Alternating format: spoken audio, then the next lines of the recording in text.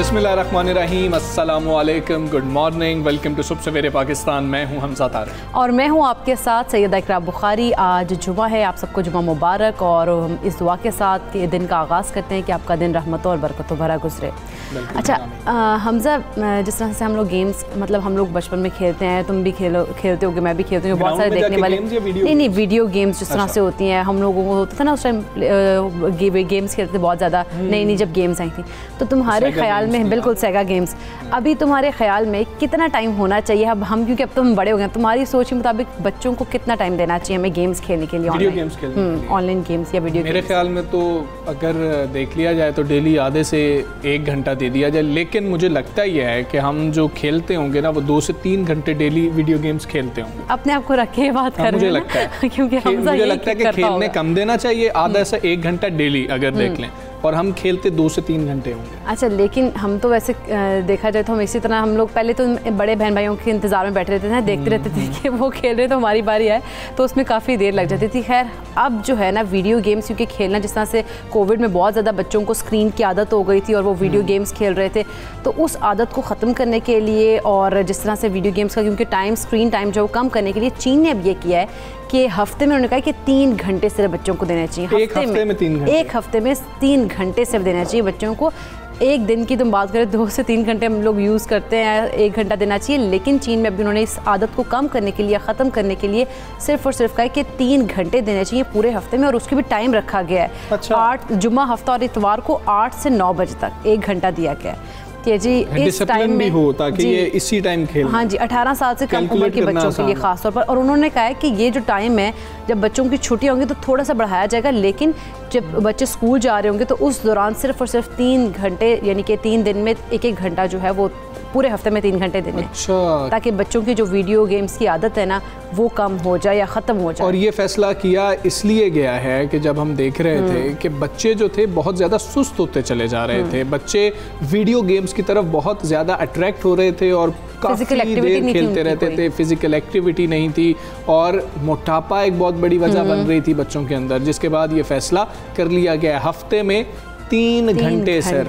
हफ्ते पूरे के अंदर 3 घंटे। अब आप ये खुद सोच लें, जो पेरेंट्स सुन रहे हैं ना, ये उनके लिए बहुत इंपॉर्टेंट है। जो पेरेंट्स सब सुन रहे होंगे वो अगर कम करेंगे तो बच्चे कहेंगे कि जी अच्छा हमारा जो कम मैंने टाइम कर दिया, लेकिन ये जो है टाइम कम किया है उनकी सेहत को देखते हुए किया, उनकी आईसाइट पे बड़ा इफेक्ट हो रहा था, उस वजह से फिर उन्होंने काफ़ी देर बच्चों के ऊपर, क्योंकि वो जब रिसर्च कर रहे होते हैं तो वो नोट कर रहे होते हैं एक एज ग्रुप के, सर्टेन एज ग्रुप के बच्चों को, तो वो देख रहे थे कि उन बच्चों की जो आदतें हैं या उनकी जो सेहत है वो ख़राब हो रही है और वो थोड़े एग्जॉस्ट भी हो रहे हैं। तो उन्होंने उन चीज़ों को उनका मिनिमाइज़ करने के लिए ये टाइम रख दिया कि 3 घंटे सिर्फ हफ्ते में गेम्स खेली, इससे ज़्यादा नहीं खेलना चाहिए। इसके अलावा फिजिकल एक्टिविटीज़ में बच्चों को ज़्यादा लगाएं। हाँ जी, हम तो बाहर जो रिसर्च हो रही होती है उसी के ऊपर से देख रहे होते हैं कि अच्छा फ़लाँ जगह पे ये रिसर्च हुई, तो हमें भी इस बारे में सोचना चाहिए। तो चाइना अगर इस तरह के फैसले कर रहा है, हमें भी अपने बच्चों के बारे में थोड़ा सा सोचना चाहिए, उनको फिजिकल एक्टिविटी की तरफ ज़्यादा से ज़्यादा लेके जाएँ, और हफ्ते में 3 घंटे आप भी कोशिश करें कि अपने बच्चों को किसी तरह से मैनेज करके कम करें उनके घंटे जो वीडियो गेम्स खेलने के, साथ ही ये कार्टून्स खेलने की भी। हमें तो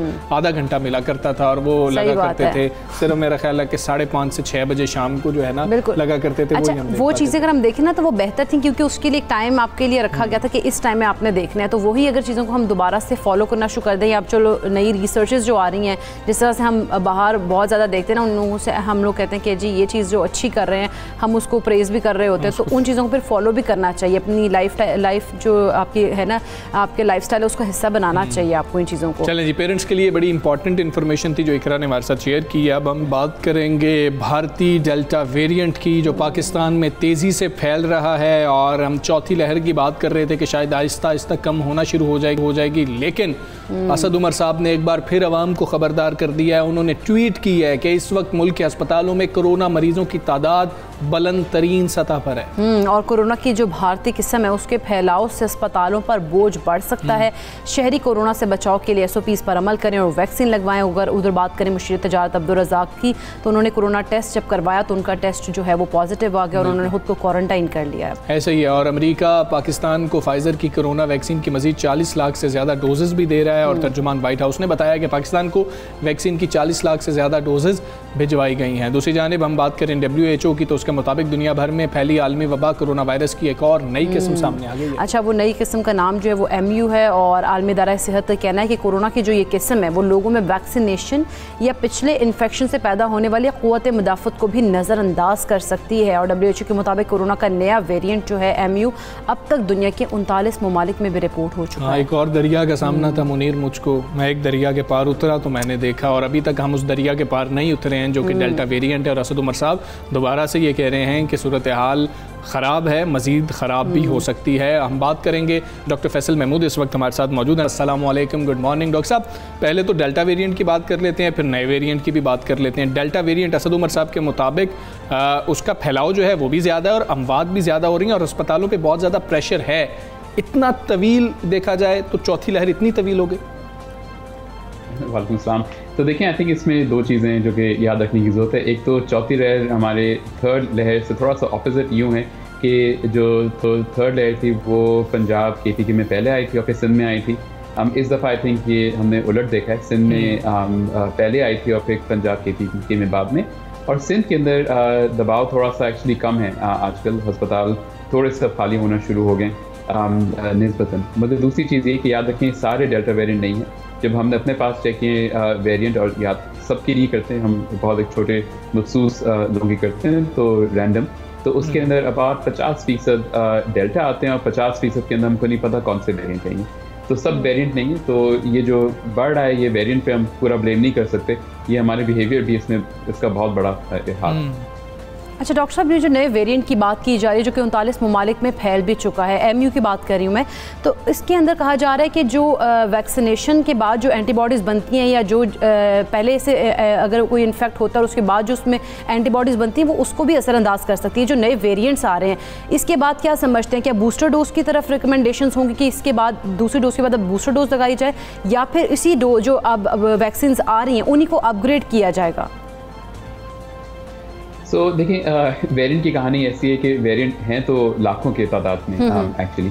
इसमें से कुछ वेरिएंट ऐसे हैं जो कि शायद वायरस को थोड़ा सा एडवांटेज देती हैं या फिर वो ज़्यादा फैलता है या हमारे इम्यून सिस्टम को वो से बच सकता है। और शुरू के जब ये ऐसे वेरिएंट्स आते हैं और लैब में हमको लगता है कि ये कर रहा है या फिर काफ़ी ममालिक में फैल जाता है, तो उसको हम लोग वेरिएंट ऑफ इंटरेस्ट कहते हैं, VOI कहते हैं। और इसका मतलब है कि अभी ये नहीं पता कि ये वेरिएंट तंग करेगा कि नहीं करेगा, बस सब इस पर नज़र रख रहे हैं। तो ये जो म्यू वेरिएंट है MU इस पर भी नज़र रखा जा रहा है। ये नहीं पता कि ये वाकई फैलेगा या नहीं फैलेगा। डेल्टा वेरिएंट जो है वो वेरिएंट ऑफ कंसर्न है, यानी कि वो हमको पता है कि ये थोड़ा सा फैलता ज़्यादा है। क्या इसकी एहतियाती तदबीर क्या है, तो अगेन मैं वही बात कहूँगा कि जो पहले एहतियाती तदबीर थे, यानी कि मास्क और हुजूम में नहीं जाना और वेंटिलेटर जगह पे रहना, वो तो अपनी जगह बरकरार हैं, उसी से ये कंट्रोल हो जाएगा। क्या हमको बूस्टर लगाना है या वैक्सीन चेंज करना है, ये भी वक्त बताएगा। एंड ये डिपेंड करता है कि ये वाला वेरिएंट फैलता है कि नहीं फैलता। अच्छा ठीक है डॉक्टर साहब, आप जिस तरह से कह रहे हैं कि पहले सिंध में आया ये वायरस, हमने देखा पिछली लहर के साथ मवाजना भी आपने किया, अब आप क्या देख रहे हैं कि चौथी लहर जो है, अगर हम सिंध की बात कर लें क्योंकि वहाँ पर पहले आया था, वहाँ पर कहा जा सकता है कि अब उसका ज़ोर टूटता चला जा रहा है और चौथी लहर से हमें कम से कम सिंध की हद तक जो है छुटकारा मिल जाएगा, ताकि हम उससे अंदाज़ा लगा सकेंगे कि बाकी जो सूबे हैं वहाँ पर भी आहिस्ता आहिस्ता शायद कम होना शुरू हो जाएगा। तो इतना तो मैं आपको बता सकता हूँ कि सिंध के अंदर बतदरीज हमारे जो रेट्स हैं वो कम हो रहे हैं। हस्पताल पे दबाव थोड़ा सा कम ज़रूर हुआ है। अलबत्ता एक चीज़ याद रखने की ज़रूरत है कि अब हम उस पॉइंट पे खड़े हुए हैं कि मुहर्रम और 14 अगस्त के तकरीबन अब 2 से 3 हफ्ते हो गए, तो अगर हो सकता है कि ये लहर में अभी दोबारा से तेज़ी आए, और इस पर हम बहुत क्लोज अभी नज़र रखें। ठीक है ठीक है। और डॉक्टर साहब एक और चीज़ भी बताइएगा, अगर डेल्टा वेरिएंट है, ये तो चेक किए बगैर, जिस तरह से आप कह रहे हैं कि बड़े महदूद पैमाने पर हम चेक कर रहे होते हैं, आम आदमी को कैसे पता लग सकता है कि मुझे डेल्टा वेरिएंट है? क्योंकि ये कहा जाता है कि वो फैलता बड़ा जल्दी है, फिर पूरी फैमिली को टेस्ट करवाने पड़ेंगे। अगर कोई एक शख्स है तो ये उसको कैसे पता लगेगा या नहीं पता लग सकता? एक्चुअली इसका जवाब ये है कि पता लगने की ज़रूरत नहीं है, क्योंकि अगर डेल्टा हो या ना हो आपके घर वालों को फिर भी आपको चेक करने की ज़रूरत है। अगर डेल्टा हो या ना हो इलाज में इसमें कोई चेंज नहीं होता, इलाज एग्जैक्टली वही है। तो यानी कि जब हम पेशेंट देख रहे होते हैं उसमें कोई फ़र्क नहीं पड़ता कि उनको डेल्टा है या कोई और या कोई और वेरिएंट है। ये तो सिर्फ जब आप रेट्स को देख रहे होते हैं नेशनल या ग्लोबल लेवल पे, उस पे ये इसका थोड़ा सा हेल्प मिलता है, वरना तो ऑन अ पर्सनल बेसिस कोई फ़र्क नहीं पड़ता। ठीक है डॉक्टर साहब, बहुत शुक्रिया आपका। सुबह सवेरे पाकिस्तान से आप बात कर रहे थे और बात बिल्कुल है कि जितने भी वेरिएंट्स आ जाएं, हम जितना परेशान हो रहे हैं वेरिएंट्स को लेके, हम उसमें सिर्फ एक ही काम कर सकते हैं कि खा कोई भी वेरिएंट क्यों ना हो, हमने एक ही काम करना है कि एहतियात करनी है, मास्क पहनना है भाई, लोगों से सोशल डिस्टेंसिंग रखनी है, इस तरीके से गले नहीं मिलना, और जो जब पहली लहर आई थी जो एहतियात कर रहे थे, हमें वो एहतियात दोबारा से करनी है। और जितना जल्दी हो सके अपने आप को वैक्सीनेट कराएं, क्योंकि उससे जो है काफ़ी ज़्यादा आप लोगों की जो है बचत हो सकती है। तो आप लोगों के पास इस टाइम एक ही हल है कि अपने आप को वैक्सीनेट कराएं और जल्द अज जल्द कराएं, इसमें ताख़ीर नहीं करनी। और अब हमने बात करनी है सबसे बड़े स्थानी सैयद अली गिलानी साहब। बिल्कुल, मुजाहिद कश्मीर 92 बरस की उम्र में रब हुजूर में पेश हुए। भारत ने सैयद अली गिलानी को रात की तारीकी में तो सुपुर्द खाक कर दिया, मगर उनकी जदोजहद जो है वो काबिज भारतीय फ़ौज को उनके ख्वाबों में भी डराती रहेगी। बेशक, और कश्मीर की जदोजहद आज़ादी के लिए अपनी ज़िंदगी वक्फ करने वाले बुजुर्ग हुर्रियत लीडर सैयद अली गिलानी को गुज़श्ता रोज़ सुबह 4 बजे सख्त फ़ौजी मुहासरे में सुपुर्द खाक कर दिया गया। और सैयद अली गिलानी की पाकिस्तान से लाजवाल मोहब्बत ही थी कि उनके जस्ते खाकी को पाकिस्तानी परचम में लपेट कर कब्रिस्तान लाया गया। बिल्कुल, और सैयद अली गिलानी को श्रीनगर के इलाके हैदरपुरा में सुपुर्द खाक किया गया। नमाज जनाजा में चंद करीबी रिश्तेदारों को ही शिरकत करने की इजाज़त मिल सकी है, लेकिन उनकी वफ़ात का सोग मकबूजा वादी समेत पूरी दुनिया में मनाया जा रहा है। सैयद अली गिलानी साहब का नारा था कि हम पाकिस्तानी और पाकिस्तान हमारा है। इलाके पाकिस्तान के सबसे बड़े हामी सैयद अली गिलानी ने ज़िंदगी भर भारतीय कैदोबंद की सऊबतें बर्दाश्त की। बिल्कुल, और भारतीय फ़ौज ने तवील अरसे तक नज़रबंद भी किए रखा था। अली गिलानी मज़ाहमती जदोजहद का इस्तारा थे। उन्हें पाकिस्तान के आला तरीन एजाज़ निशान पाकिस्तान से भी नवाजा गया था। और मकबूजा कश्मीर के सीनियर हुर्रियत रहनुमा सैयद अली गिलानी के इंतकाल पर सदर, वज़ीर आज़म, आर्मी चीफ समेत दीगर सियासी रहनुमाओं ने अफसोस का इजहार किया। वज़ीर आज़म आज़ाद कश्मीर ने भी अफसोस का इजहार किया, सोग का भी ऐलान किया गया था। और साउथ एशिया की अगर बात करें तो इनको नेल्सन मंडेला कहा जाता था। हम बात करेंगे इसी हवाले से। हमारे साथ इस वक्त सरदार फ़हीम रबानी साहब वज़ीर इत्तलात हैं, आज़ाद कश्मीर असम्बली। रबानी साहब अस्सलामु अलैकुम, गुड मॉर्निंग। सर, कश्मीर की तहरीक हुर्रियत की बात करें, सैयद अली गिलानी साहब की वफ़ात आप क्या समझते हैं, कितना बड़ा सानहा है? मैं आपसे ये कहना चाहता हूँ कि इस रीजन में और बिलखुसूस जितने फ्रीडम फाइटर्स हैं पूरी दुनिया में, उनके लिए एक संबल थे वो। मैं ये समझता हूँ कि आज़ाद कश्मीर, मकबूजा कश्मीर, गिलगित बल्तिस्तान और हमारा कश्मीर के कितना रीजन है और पाकिस्तान में रहने वाले तमाम लोगों के लिए एक मैसेज है कि 1947 में इस वक्त पाकिस्तान बनाने की बात की और पाकिस्तान बना, उस वक्त आज़ाद कश्मीर और बिलखुसूस पूरे कश्मीर के लोग यकजान होके एक ही बात कर रहे थे कि हमने पाकिस्तान के साथ रहना है और पाकिस्तान बनाने के लिए हम जाते थे। उस वक्त से लेकर आज तक की तारीख में आप देख रहे हैं तो सैयद अली गिलानी वो वाहिद शख्स हैं जो हर फोरम पे एक नारा लगाते रहे कि हम पाकिस्तानी हैं और पाकिस्तान हमारा है। जी बिल्कुल, ये समझता हूँ कि ये वो लीडर हैं कि जिनको फॉलो करके इंशाल्लाह हम लोग तहरीक आज़ादी कश्मीर को आगे लेके जाएंगे और इसको मंतकी अंजाम तक पहुँचाएंगे। पूरे आज़ाद कश्मीर में और गिलगित बल्तिस्तान और पाकिस्तान में सोग का आलम। आज़ाद कश्मीर में हमने 1 दिन की छुट्टी की और 3 दिन के सोग का ऐलान किया और साथ गायबाना नमाज जनाजा तमाम डिस्ट्रिक्ट हेडक्वार्टर से हमने अदा किया कल। और साथ प्राइम मिनिस्टर आज़ाद कश्मीर ने प्राइम मिनिस्टर सेक्रेटरीट पाकिस्तान में वहाँ पे अदा किया नमाज जनाजा, गायबाना नमाज जनाजा था ये। और आज भी जुम्मा की नमाज के बाद गायबाना नमाज जनाजा हम लोग अदा करेंगे। और साथ मैं ये गुजारिश करूँगा कि पूरी दुनिया में लोगों को बुनियादी इंसानी हुकूक हासिल है।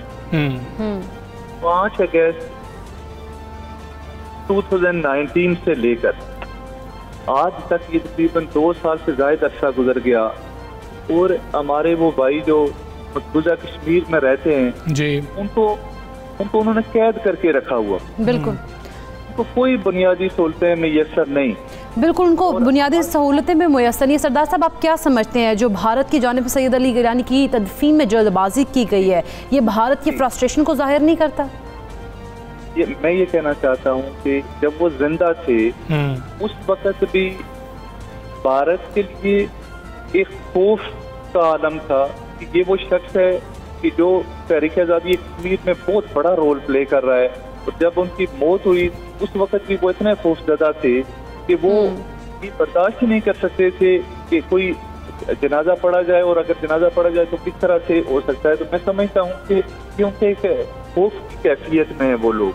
और मैं ये समझता हूँ कि जिस वक्त किसी एरिया के लोग कोई फैसला कर लेते हैं, आप देख लें 1947 से लेकर आज तक की डेट तक एक वाज़ेह पैगाम है, और वो पैगाम ये है कि कश्मीर के लोग पाकिस्तान के साथ रहना चाहते हैं और इसके ऊपर कोई कॉम्प्रोमाइज़ नहीं है। बिल्कुल ठीक कह रहे हैं आप। सरदार साहब, ये भी बताइएगा, सैयद अली गिलानी साहब के जस्ते खाकी को पाकिस्तानी परचम में लपेट कर कब्रिस्तान तक ले जाया गया और वहाँ पर उनकी तदफीन भी हुई है। ये क्या मैसेज जाता है पूरी दुनिया को? ये देखे ना, मैसेज ये जाता है कि जब तक हम जिंदा हैं हमारा एक नारा है कि हम पाकिस्तानी हैं और पाकिस्तान हमारा है। और जिस वक्त हम दुनिया से जाएंगे उस वक्त भी सबसे लाली परचम में जाएंगे। और मैं ये कहना चाहता हूँ कि जब तक वो जिंदा थे सब्ज लाली परचम श्रीनगर में उन्होंने थामे रखा। जब वो दुनिया से गए तो उस वक्त भी सब्ज लाली परचम में गए। यही हमारा पैगाम है, और यही पैगाम जब तक हमारा आखिरी बच्चा भी जिंदा रहेगा कश्मीरियों का, उस वक्त तक का हमारा यही पैगाम। बिल्कुल ठीक है। सरदार फ़हीम रब्बानी साहब, बहुत शुक्रिया आपका। सुबह सवेरे पाकिस्तान से आप बात कर रहे थे और भारतीय फ्रस्ट्रेशन की बात कर रही थी। आप बिल्कुल, ये फ्रस्ट्रेशन वाज़े थी, मुहासरा कर लिया गया, कर्फ्यू सा समा था, पूरे इलाके को घेरे में ले लिया गया, फिर आधे घंटे मोहलत दी गई कि इस आधे घंटे के अंदर ही आप तदफीन करें, नहीं तो ज़बरदस्ती तदफीन कर दी जाएगी। जब मुजफ्फर वानी शहीद का जिस तरह जब उनको जस्ते हाथ लेके गया था, बिल्कुल तब उनके वो वाला मंजर था, उनको वो यकीनन उनको याद होगा। तभी उन्होंने इस तरह की पाबंदियाँ लगाई कि कुछ लोगों को सिर्फ इजाज़त दी कि वो उनकी नमाज जनाजा, वो भी करीबी रिश्तेदारों को सिर्फ इजाज़त दी गई। खैर, जज्बा हुर्रियत तो आप कम नहीं कर सकते हैं, और ये जो जिद्दोजहद आज़ादी है, इस जिद्दोजहद का सिलसिला जारी रहेगा। इस जज्बे को आप कम नहीं कर सकते, और कश्मीरी इंशाल्लाह आज़ादी लेकर रहेंगे। हम ब्रेक लेते हैं, ब्रेक के बाद वापस। Stay with us.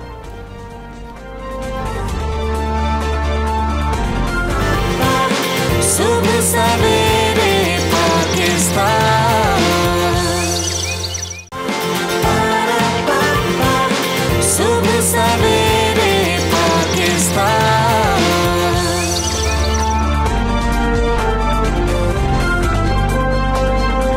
Welcome back to सुबह सवेरे पाकिस्तान। अब कुछ ऑटो इंडस्ट्री से जुड़ी खबर शामिल करेंगे। जिस तरह से हम आपको अच्छी खबरें तो देते रहते हैं ऑटो इंडस्ट्री से जुड़ी, लेकिन हर हुकूमत की तरह मौजूदा हुकूमत भी कारसाज कंपनियों की अब मनमानियाँ ख़त्म करने में नाकाम हमें दिखाई दे रही है। कुछ ऐसी खबरें आ रही हैं कि मनमानी कीमतें बढ़ाने और ओन मनी के बाद अब कारसाज माफिया ने नया काम भी शुरू कर दिया। हाँ जी, पुराने वक्तों में, बल्कि अभी भी ऐसा ही होता है। हम जिस तरह से प्लॉट्स की फाइलें बिकती देखते थे ना, कि वो प्लॉट कम होते थे, फाइलें ज़्यादा बेच दी जाती थी। हाल ही में गाड़ियों की बुकिंग के नाम पर भी हम यही देख रहे हैं, खरीदारों की रकम दबाकर रखने के स्कैंडल का इंकशाफ हुआ है। कारसाज कंपनी ने 10,000 गाड़ियां बनाने की इस्तेदाद पर 20,000 से ज़्यादा की बुकिंग भी कर ली है। हम मुख्तलिफ जो हैं उनको देखें, कंपनीज़ को तो 1500 1800 सीसी गाड़ियां जो हैं उनकी सबसे ज़्यादा बुकिंग की वजह बनी, और डिलीवरी इंतहाई कम रह गई है। बुकिंग बहुत ज़्यादा कर ली गई है, और पाकिस्तान में असेंबल होने वाली गाड़ियों की बात कर ली जाए तो उनकी डिलीवरी में गैर मामूली ताख़ीर भी की जा रही है। बिल्कुल, और डिफरेंट जो ब्रांड्स हैं उन लोगों ने, जो कंपनीज थी, उन्होंने गाड़ियाँ बर वक्त डिलीवरी नहीं की, और उसके अलावा ऑटो कंपनीज ने ख़रीदारों की रकम जो है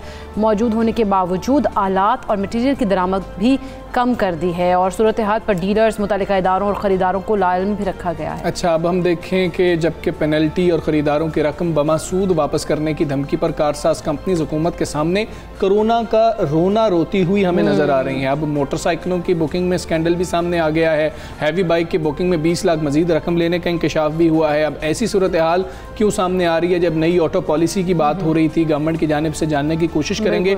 इकराम होती साहब हमारे साथ मौजूद हैं। होती साहब, अस्सलाम वालेकुम, मॉर्निंग। बताइएगा कि मसला है क्या कारसाज कंपनीज के साथ? बुकिंग ज़्यादा की जा रही है, इस्तेदाद कम है, फिर गाड़ियाँ डिलीवर नहीं हो रही हैं, उनका मौक़िफ़ क्या है? हुकूमत क्या कर रही है? जी, इसमें अगर आप जरा डीप जाकर देखें तो इसमें 3 मसाइल हैं। ठीक है। पहला मसला तो ये है कि इनने पैसे तो लिए, जो खरीदार हैं उनसे, बुकिंग करने वाले, उनसे पैसे लेकर रख लिए और गाड़ियां बनाना जो है वो कम कर दिया। इनकी कैपेसिटी जो थी, जितनी थी, उस पे इन्होंने काम नहीं किया। पैसा रख कर इन्होंने अपनी कैपेसिटी भी बढ़ाने की कोशिश की और साथ ही दूसरा कारोबार भी किया। अब ये देखिए कि जो पाकिस्तान में कंपनियां हैं, इन्होंने जो स्पॉन्सरशिप की हुई है डीलर्स की, तो पूरे पाकिस्तान में बड़े बड़ी डीलरशिप इन्हीं के पास है। तो ये दोनों जगह से पैसा कमाने के चक्कर में लोगों के पैसे दबा के बैठे हुए थे। फिर ये हुआ कि इनके पास लोगों का पैसा मौजूद था, लेकिन इन्होंने जो गाड़ियों में जो एसेंशियल स्टील लगता है और दूसरे पुर्जे लगते हैं जो इंपोर्ट होते हैं, कुछ तो पाकिस्तान में बनते हैं 40 to 45%, लेकिन बाकी ये इंपोर्ट करते हैं। जो इंपोर्ट है वो इन्होंने नहीं की बर वक्त, वो क्योंकि ये हाथ से पैसे नहीं जाने दे रहे थे, और चूंकि वो पैसे होते हैं फॉरेन करेंसी में और लोकल करेंसी में इन्होंने बुकिंग की हुई है, तो वो जो डॉलर महंगा होता रहा तो उसका भी जो है खमियाजा बुकिंग करने वालों को भुगतना पड़ा, क्योंकि वो ये सोच रहे थे कि भाई डॉलर हमारे हाथ से ना चला जाएगा, क्योंकि डॉलर महंगा हो रहा है। तो जिसके पास डॉलर होता है वो ज्यादा यही सोचता है कि मार्केट से ज्यादा कमा लूं, ना कि गाड़ियां बना के ज्यादा कमा लूं। तो ये पूरा एक स्कैंडल बनता चला गया और इस दौरान हुकूमत ने धमकी दे दी कि भाई अगर आप गाड़ियां लेट डिलीवरी करेंगे तो आपको हम पेनल्टी भी लगाएंगे, और जो रकम है आपकी वो जो कट आउट डेट है उससे अगर आगे हो गई और लोगों ने पैसे वापस मांगे तो आपको सूद के साथ देने पड़ेंगे। ये फिर रोने लग पड़े कि भाई हम तो कोरोना की वजह से ये कर रहे हैं, हालांकि कोरोना की वजह से ये नहीं हो रहा था। जब कोरोना जरा ठंडा हुआ तो इन्होंने गाड़ियों में कोई थोड़ी सी तेजी तो लाए, लेकिन अब भी लोग रो रहे हैं। और ये हमारी जो फुटेज है 92 की, ये बहुत सारी बताती है कि लोग तंग हैं और मुख्तलिफ कंपनियों का नाम ले लेकर दुहाई दे रहे हैं कि मैंने पैसे जमा कराए। कईयों ने तो ये भी कहा कि हमने फुल पेमेंट कर दी। जब फुल पेमेंट एक बंदा कर देता है तो फिर तो ये कंपनी जो है वो अपनी रेपुटेशन को बरकरार रखने के लिए भी ये करती है कि वो ये काम ना करे। लेकिन पाकिस्तान में ये देखा गया है कि कार कंपनीज अपनी रेपुटेशन को भी प्रिजर्व नहीं कर रही, उसकी भी डिफेंड नहीं कर रही। इसका मतलब ये हुआ कि पैसे की जो मार है वो बहुत ज्यादा ये कर रहे हैं। और इनमें जो कंपनी शामिल हैं, होंडा, मास्टर, किया, टोयोटा, हुंडई, ठीक है, एमजी, ये यानी कि बड़ी कंपनीज इसमें शामिल हैं। बहुत शुक्रिया इकराम होती है, आपने हमें इस सब पर अपडेट किया। हम इसी सारे मामले करेंगे। माहिर ऑटो इंडस्ट्री सुनील सरफराज मान साहब हमारे साथ मौजूद हैं। अस्सलाम वालेकुम, गुड मॉर्निंग। मान साहब, डिलीवरी कम, बुकिंग ज़्यादा, इस सारे धंधे के पीछे आपको क्या वजह समझ आती है? हमारे जो रिपोर्टर थे इकराम होती, उन्होंने तो बड़ा अच्छे तरीके से एक्सप्लेन किया कि इसकी क्या वजह है, आपको क्या वजह समझ आती है? जी अस्सलाम वालेकुम, बहुत शुक्रिया इनवाइट करने के लिए। अच्छा, इसमें 2-3 चीज़ें हैं। एक तो देखें, आप या मैं कोई भी चीज़ मार्केट करेंगे और हमारे पास सेल अगर आ रही होगी तो किसी को भी ना कहते हुए अच्छा नहीं लगता। एवरीबॉडी वांट्स कि वो ज़्यादा से ज़्यादा कस्टमर को एंगेज करके रखे। सो गाड़ियों के केस में हुआ ये कि जब पेंडेमिक आया कोविड-19, तो उससे पहले पाकिस्तान की मार्केट 2019 में पहली बारी उस मौके पे आई थी कि यहाँ पे जो था ना, ऑन का कल्चर खत्म होना शुरू हो गया था, आपको गाड़ी मिलना शुरू हो गई। जब कोरोना वायरस आया, कोविड-19 आया, लॉकडाउन आया, तो कंपनियों को एक ब्लेसिंग इन डिस्गाइज नजर आई कि जब लॉकडाउन खुला तो एकदम इतनी ज्यादा डिमांड आई कि हर गाड़ी पे दोबारा से प्रीमियम आना शुरू हो गया, मार्केट में एकदम हलचल शुरू हो गई। So they saw huge demand and they found this opportunity कि इसका मतलब है एक्सेस डिमांड जो है अगर वो क्रिएट करके रखो तो आपकी ब्रांड की वैल्यू भी रहती है और मार्केट में एक आपका नाम भी रहता है। तो उन्होंने किया ये कि लोगों से बुकिंग लेना शुरू कर दी। अगर उनकी कैपेसिटी 1000 गाड़ी की थी तो उन्होंने 10,000 की ले ली, किसी की 5,000 की थी तो उन्होंने 20,000 की ले ली, और लोगों से पार्शियल पेमेंट लेते गए। अब उसमें हुआ ये कि अगेन आपकी कैपेसिटी अगर 100 गाड़ी प्रोड्यूस करने की, आपने 1000 की बुकिंग ले ली, आपने किया ये कि आपने बाकी 990 कस्टमर जो है ना उसको लॉक इन कर लिया कि वो कोई और ब्रांड की तरफ न जाए, आपके पास रुक जाए। ठीक है, ये हुआ। उसके साथ कपल इफेक्ट ये हो गया, जब कोविड-19 के बाद पूरी दुनिया में अगर आप देखें जो मेरीन ट्रैफिक है उसमें बहुत ज्यादा सर्ज आ गया। मेरीन के जो फ्रेट रेट्स थे वो बहुत ऊपर चले गए। इस तरह स्टील जो है वो 4-फोल्ड हो गया, तो उधर से फिर इनकी जो कॉस्ट है वो ऊपर जाना शुरू हो गई। जहां तक ताल्लुक है कि ये डिलीवरी नहीं देते और क्या करते हैं, अगर आप देखें पिछले दिनों एक कंपनी ने, मैं नाम नहीं लूंगा कंपनी का, उन्होंने बड़ा जो है जी वो किया, सेलिब्रेट किया, हमने 15,000 यूनिट एक महीने में बेचे हैं। अगर आप उस 15,000 को डायरेक्ट आप उसको रिसर्च करेंगे आपको पता लगेगा उन्होंने 3 महीने की इनवॉइस इकट्ठे किए हैं सिर्फ इस रिकॉर्ड को बनाने के लिए कि हमने 15,000 गाड़ी बेची है। आप आ जाते हैं गवर्नमेंट के जो इकदाम है उसकी तरफ। ये मैं आपको बताता चलूं कि जो गवर्नमेंट ने अभी पॉलिसी लेकर आए हैं, बड़ी अच्छी पॉलिसी है कि अगर आप लेट डिलीवरी करेंगे और 2 महीने से ज्यादा हो चुके होंगे आपको पूरी पेमेंट लिए हुए, तो आपको काइबोर प्लस 3% देना पड़ेगा, बट वो फुल पेमेंट पे है। अब यहाँ पे कंपनीज क्या स्मार्ट प्ले करती है, वो आपसे फुल पेमेंट लेती नहीं, उनको पता है उनकी गाड़ी, आपकी कैपेसिटी अगर उनकी 1000 की है और 10,000 गाड़ी बुक करें, वो आपसे पार्शियल पेमेंट ले लेंगे, और पार्शियल पेमेंट पे कंज्यूमर की कोई सुनवाई नहीं है, कोई आपको इंटरेस्ट नहीं मिल सकता। जब आपकी गाड़ी की डिलीवरी का 1 महीना रह जाता है तब वो आपसे बाकी पेमेंट मांगते हैं, और लॉ ये कहता है कि अगर वो 2 महीने के अंदर आपको पेमेंट के बाद गाड़ी नहीं देंगे तो आपको काइबोर प्लस 3% पे करेंगे। तो उस लिहाज से मेरे ख्याल से गवर्नमेंट को चाहिए ये कि वो पार्शियल पेमेंट के ऊपर भी उनको अगर लगा देंगे ना कि अगर पार्शियल पेमेंट पे भी काइबोर देना पड़े, तो फिर उनके लिए एक तलवार लटक जाएगी कि टाइम क्लिकिंग क्लॉक जो है वो पीछे आ जाएगी। ठीक है मन साहब, ये भी बताइएगा, अब अगर इतनी ज़्यादा डिमांड है तो फिर हम ये क्यों नहीं देख रहे कि कार मैन्युफैक्चरर्स जो हैं वो बढ़ती मांग के पेश नज़र अपनी कैपेसिटी को भी बढ़ा लें, या फिर आप भी ये समझ रहे हैं और कंपनीज ये तो नहीं सोच रही कि ये एक वक्ती तौर पर एक हम देख रहे हैं कि मांग में इजाफा है, फिर नॉर्मल रूटीन हो जाएगी, कोरोना के बाद मांग में इजाफा हो रहा है, तो हमें अपनी कैपेसिटी बढ़ाने की ज़रूरत ही नहीं है शायद। सर ये दोनों चीजें देखें, प्लांट जो होते हैं ना उनकी कैपेसिटी ऑलरेडी एग्जिस्ट कर रही है। जो कोविड-19 से पहले जब गाड़ियां के प्लांट हैं वो 2-2, 3-3 शिफ्ट पे चल रहे थे, बट जिस तरह कोविड-19 आया, लॉकडाउन आया, मार्केट स्लो डाउन हुई, तो उन्होंने डबल शिफ्ट से सिंगल शिफ्ट पे शिफ्ट किया, और शिफ्ट की बड़ी एक्सपेंसिव कॉस्ट होती है, तो वो इस तरह फौरन दोबारा डबल शिफ्ट पे नहीं जा सकते थे, लेकिन आहिस्ता आहिस्ता तमाम प्लांट जो अपनी कैपेसिटी पे जाना शुरू हो गए हैं। बट मैं वहां पे आपसे जरूर एग्री करूंगा कि वो इससे ज्यादा मेरा ख्याल है एक्सपेंशन चाह नहीं रहे। रीजन ये है कि उन्होंने देख लिया 2019 में भी कि जो मार्केट की टोटल डिमांड है वो उनकी प्रोडक्शन के मुताबिक ही है, बट अगर एक आर्टिफिशियल डिमांड मेंटेन रहेगी तो उससे उनकी ब्रांड की वैल्यू भी रहती है, और जो मार्केट में एक उनके डीलर्स हैं वो भी खुश रहते हैं कि जब एक्सेस डिमांड होगी तो ऑन चलेगा तो गाड़ी की जो है डिमांड बढ़ती रहेगी। ठीक है मन साहब, हम आपके रिव्यूज़ भी देखते रहते हैं, पूरा पाकिस्तान देखता है, कोई गाड़ी लेनी होती है तो वो देखते हैं जी कि क्या रिव्यूज़ आ रहे हैं और कब कोई गाड़ी आने वाली है, वो भी आपसे पता लग जाता है। तो ज़रा हमें ओन के बारे में भी बताएं कि ओन इस वक्त ओन मनी कितनी चल रही है और कितना डिले है, कितने महीने बाद जो है गाड़ियां मिल रही हैं लोगों को पेमेंट करने के बाद, पार्शियल पेमेंट करने के बाद। सर ऑन एवरेज ये सूरत हाल है कि जब से बजट आया था तो लोगों ने बड़ा जो है ना, मेरे समेत काफी लोगों ने बड़ा सराहा था कि जी बड़ी अच्छी पॉलिसी है वो, लेकिन इशू ये हुआ है कि बजट के बाद से जो प्राइस थी बुकिंग की वो तो नीचे चली गई है, लेकिन आपको बुकिंग नहीं मिलती। तो आज अगर आप सुजुकी को गाड़ी बुक कराने जाएंगे तो वो कहेंगे जी हमारी बुकिंग बंद है, फिर आप टोयोटा की कई गाड़ियां बुक कराने जाएंगे वो मार्च तक की बुकिंग बंद है। सो 6-8 महीने एक एवरेज डिलीवरी टाइम है पार्शियल पेमेंट के साथ, और सिर्फ 1-2 गाड़ियां जो अगर आप कह सकते हैं कि जो आपको शायद जल्दी मिल जाए, बाकी तमाम गाड़ियां एवरी कार इज जो है ना उसका वेट टाइम 6 महीने प्लस ही है। और उसकी रीजन ये है हमारे अभी बात करते हैं हम डिमांड की, एक होती है ओरिजिनल डिमांड, एक होती है आर्टिफिशियल डिमांड। आर्टिफिशियल डिमांड एक माफिया है जो क्रिएट करता है, कैपिटलिस्ट लोग हैं, एक हैंड पिक लोग हैं, क्योंकि गाड़ियां बुक कराते हैं और फिर मार्केट से जो है ना वो गाड़ी गायब हो जाती है। और फिर जब अगर मुझे आपको अपनी जरूरत के लिए चाहिए, जब आपने बच्चों को कॉलेज जाने के लिए लेनी है, आपने अपने रोजमर्रा इस्तेमाल के लिए लेनी, तो आप 6 महीने तो वेट नहीं कर सकते, तो फिर आपको मजबूर किया जाता है कि इन्हीं जो है शोरूम उसके ऊपर वो आपको कहेगा जी आपने फौरन गाड़ी लेनी है तो ये किसी कस्टमर की खड़ी आप ले लें 6 लाख रुपए पर। जी बिल्कुल। अच्छा अमान साहब, जिस तरह से इंकशाफात ये हुए थे तो उसके बाद पेनल्टी भी गवर्नमेंट की तरफ से इन कंपनीज के लिए की गई थी। रिपोर्ट्स के मुताबिक तो कहा जा रहा है कि ऑटो कंपनीज ने कोरोना के दौरान बहुत मुनाफा कमाया, हालांकि वो कंपनीज जो है कोरोना रोती रही, और एक कंपनी में कहा जा रहा है कि अपने क़याम के बाद से तारीखी सेल की थी कोविड के दिनों में, इसके बावजूद सारिफिन को ताख़ीर से गाड़ियाँ डिलीवर करने के पीछे मंतिक क्या है? देखिए वो जो तारीखी सेल है वो तो मैंने आपको भी बताया कि वो सिर्फ मार्केटिंग गिमिक था। बिल्कुल। आप भी 3 महीने की अपनी जो है ना डेली की ट्रांसमिशन रोक लें और एक दिन कहें कि आज हमने 25 ट्रांसमिशन इकट्ठी कर दी और रिकॉर्ड बनाया, तो यू विल अंडरस्टैंड कि वो ये गेम की गई उन्होंने। जहां तक ताल्लुक है कंपनियों का रोने का या कोई भी कारोबार, देखें कारोबारी कोई भी इदारा है वो सारी उम्र गवर्नमेंट के सामने रोएगा ही, वो कभी नहीं बोलेगा कि हम बड़े अच्छे हैं, बिकॉज डर ये होता है कि हमारे ऊपर टैक्सेशन या जो है ना स्ट्रिक्टनेस बढ़। बाकी जहाँ तक ऑटो इंडस्ट्री का सवाल है, ऑटो इंडस्ट्री में काफी कंपनी जो पब्लिक लिस्टेड है, तो आपको मैं अर्ज करूंगा आप जाएं पार्क बीच के ब्लॉग के ऊपर सबकी जो रिपोर्ट लगी हुई है और they have made huge profit in last year at least. अगर आप टोयोटा, सुजुकी और होंडा की बात करें तो तीनों रिकवरी के पास, जो कि अच्छी बात है ऑटो इंडस्ट्री के लिए।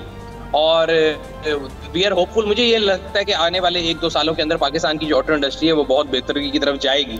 जो मेरे लिए सबसे मुश्किल और परेशानी की बात है वो बढ़ता हुआ डॉलर का रेट है, जिससे कंपनियां कि मैं आप कुछ नहीं कर सकते, आज डॉलर एवर हाईएस्ट के ऊपर है, तो मुझे ये नजर आता है कि डॉलर बढ़ता रहेगा तो वो प्राइसेस को बड़ा इफेक्ट करेगा। बिल्कुल ठीक है। मन साहब बहुत शुक्रिया आपका। सबसे पहले पाकिस्तान से आप बात कर रहे थे और गाड़ियों की सूरत में रहे हैं कि अक्सर लोग जिन्होंने पेमेंट की हुई है, वो बड़ा एक टेक्निकल पॉइंट बताया कि गवर्नमेंट की जानिब से तो ये है कि जब आपने पूरी पेमेंट ले ली है तो 2 महीने के अंदर अंदर आपने डिलीवर करनी है गाड़ियाँ, और अगर आप डिलीवर नहीं करते हैं तो फिर उसके ऊपर आपको पेनल्टी पड़ रही होगी। लेकिन वो पार्शल पेमेंट लेते हैं, पार्शल पेमेंट उनकी मर्ज़ी है, जितनी मर्ज़ी ले ली जाए, और जब उनको लगता है 4, 5, 6 महीने के बाद पता लगता है कि जी कि अब इनको गाड़ी हम डिलीवर कर सकेंगे, तो 1 महीने पहले वो बाकी पेमेंट ले ली जाती है और उसके अंदर डिलीवर की जाती है। तो इसके ऊपर भी गवर्नमेंट को देखना होगा कि पार्शियल पेमेंट के हवाले से क्या फैसला हाँ जी, और लेकिन मन साहब ने ये भी इस हवाले से ये भी कहा है कि 2-1 सालों में वो देख रहे हैं, आने वाले 2 सालों में कि बेहतरी होगी, तो हम उम्मीद करते हैं कि इस इंडस्ट्री में जो है वो बेहतरी नज़र आए और इस किस्म की सूरत हाल से जो है ना वो आवाम परेशान ना हो। हाँ जी बिल्कुल ऐसे ही। अच्छा, हम मुख्तलिफ देखते हैं बड़ा, जब सड़क पर हम चल रहे होते हैं किसी की वजह से ट्रैफिक ब्लॉक हो जाए, हमें बहुत गुस्सा आ रहा होता है। किसी ने गाड़ी खड़ी कर दी है, यहाँ पर कोई रिक्शा लेके अपनी मर्ज़ी से निकल गया है, कोई ट्रैक्टर ट्रॉली है वो चल रही है, कोई ट्रक चल रहा है, तो हमें बहुत ज़्यादा गुस्सा आ रहा होता है जब कोई ऐसे ट्रैफिक कवानीन की जो है पासदारी कोई शख्स नहीं कर रहा होता। लेकिन अगर कोई पैदल शख्स हो और वो ट्रैफिक ब्लॉक करे और बार बार ब्लॉक करे तो फिर आपको कैसा लगेगा? अच्छा, फिर तो बड़ा बुरा लगेगा। लेकिन ये वाक़या है कि हमजा भी, हाँ जी, ये मैं आपको बताता हूँ। वेल्स का शहर है स्वान, जहाँ पर डेविड हैम्सन नामी 51 साला शहरी हैं, उनको बार बार बिला वजह और बिल्कुल खामोशी से ट्रैफिक जाम करने के जुर्म में 3.5 साल की सज़ा सुना दी गई है। ये अजीबो गरीब किस्म के शहरी हैं। पिछले 7 साल में सैकड़ों मरतबा ये इसी शहर के मरकज़ी पुलिस स्टेशन के बिल्कुल सामने वाली सड़क पर बीचों बीच खड़े हो जाते हैं और ट्रैफिक जैम कर देते हैं। इसकी वजह से ये मंतिक समझ नहीं आती कि इसके पीछे मंतिक क्या होगी कि वो जिस तरह से आके ट्रैफिक ब्लॉक कर देते हैं। अब ये तो पुलिस ही उनसे पूछती होगी। नहीं, पुलिस और मकामी इंतजामिया ने बार बार तंबीह की, जबकि ट्रैफिक जैम करने की पादाश में वो 9 मरतबा जेल की हवा भी खा चुके हैं, और पिछले साल अपनी 3 साल कैद मुकम्मल करने के बाद वो एक बार फिर उसी सड़क पर चलती गाड़ियों के दरमियान आकर खड़े हो गए, जिसकी वजह से ट्रैफिक जैम होने लगा। इस हरकत पर पुलिस ने एक बार फिर गिरफ्तार किया। ये गूंगे बहरे नहीं है, आपको शक्ल से भी शायद इस तरह से लग रहा होगा, ये गूंगे बहरे नहीं है, हॉर्न दिए जा रहे होते हैं, ये सीधा ऐसे सुन ही नहीं रहे ना, जैसे गूंगे बहरे नहीं है, लेकिन इग्नोरिंग मोड पे लगाया होता है। बातचीत ज्यादा नहीं करते। जब पुलिस भी पूछती है तो आगे से कोई खास जवाब नहीं देते हैं, लेकिन गूंगे बहरे नहीं है। गूंगे बहरे भी नहीं है, लेकिन फिर जब बार बार पूछा गया इकरा के जी कि ट्रैफिक क्यों जाम करते हो, तो उसने कोई जवाब नहीं दिया और अगले दिन जाके फिर ट्रैफिक जाम कर दी। इस हालत पे वैसे भी हंसी आ रही है हमें कि, लेकिन जो लोग वहाँ पर होंगे उन लोगों को इंतहाई गुस्सा आता होगा। वो कहते होंगे हम इस शख्स को उठा के जेल की सलाहों के पीछे ही बंद कर दें, वहाँ से वापस ही ना आए। गिरफ्तारी हुई है ना, उसके बाद अदालत ने हुक्म दिया कि नफ्सियाती माहिरीन से इसका आप मुआयना ही करवा लें और ये मालूम करें कि आखिर भाई साहब के साथ मसला है क्या, जो बार बार सड़क के दरमियान खड़े होकर ट्रैफिक जैम कर देते हैं। बिल्कुल। तो जी 1.5 माह की सरतोड़ कोशिशें की हैं माहिरीन ने, साइकेट्रिस्ट बड़े बड़े उन्होंने बुला लिए, लेकिन नफ्सियाती डॉक्टर भी ये कहते हैं जी हमें मालूम नहीं हो रहा, हम नाकाम हो गए हैं कि इस शख्स के साथ मसला क्या है, ये उनको भी जवाब नहीं देते। ये सूरत हाल है। कोई शख्स इतना भी तंग कर सकता है कि माहिरीन भी उसके सामने हार मान चुके हैं कि ये शख्स पता नहीं किस किस्म की फिर वो मट्टी से बना हुआ है। नहीं बता सके कि इसको कोई जहनी मसला है भी या नहीं है। और अब गुज़श्ता हम देखें हफ्ते के अंदर इनको फिर से 3.5 साल की सज़ा सुना दी गई है। और अभी उन्होंने कहा होगा कि कोई मसला नहीं, माहिरीन भी तंग आ गए तो उन्होंने कहा होगा चलो वापस इसको डालो, इससे पहले कि लोग आके इसको कहीं और करें साइड पे, तो हम ही इसको पुलिस स्टेशन में। मैं जब ये सारी चीज़ पढ़ रहा था, देख रहा था, ये रिपोर्ट भी देख रहा था, तो मैं उन 3 सालों के बारे में पता लगे जो ये बंदा जेल में गुजार के आया, वो जेल में इसने 3 साल क्या किया।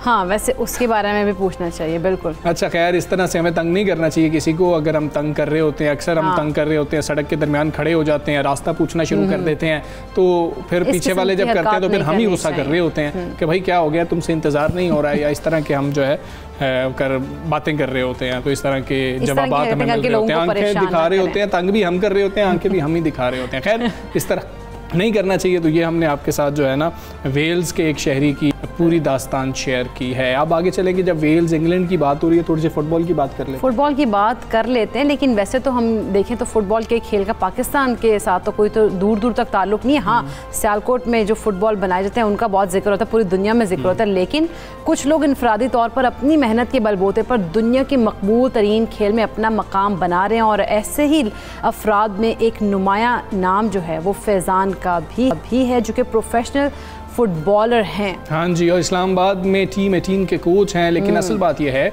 कि फैज़ान ने एक ऐसा एजाज़ हासिल किया है जो उनके और मुल्क दोनों के लिए फ़ख्र की बात है। और ये एजाज़ क्या है ये भी हम फैज़ान से जानेंगे, क्योंकि हमें तो फ़ुटबॉल की शायद उतनी समझ भी नहीं आ रही होती। यूएफा सर्टिफिकेट के लिए उनको मुंतखब किया गया, ये सब कुछ क्या है। फैज़ान अस्सलाम वालेकुम, गुड मॉर्निंग। फैज़ान आपको बहुत ज़्यादा मुबारक हो। ज़रा शेयर कीजिए, जब पाकिस्तान के अंदर बॉल लोग इतना शायद खेलना पसंद नहीं कर रहे होते, बड़े लेवल के ऊपर कह लिया जाए, वैसे तो हम देख रहे होते हैं कि बच्चे बहुत ज़्यादा खेल रहे होते हैं, लियारी के नौजवानों का भी बड़ा जिक्र होता है। ये सर्टिफिकेशन का मतलब क्या है और ये पहली बार किसी पाकिस्तानी को मिली?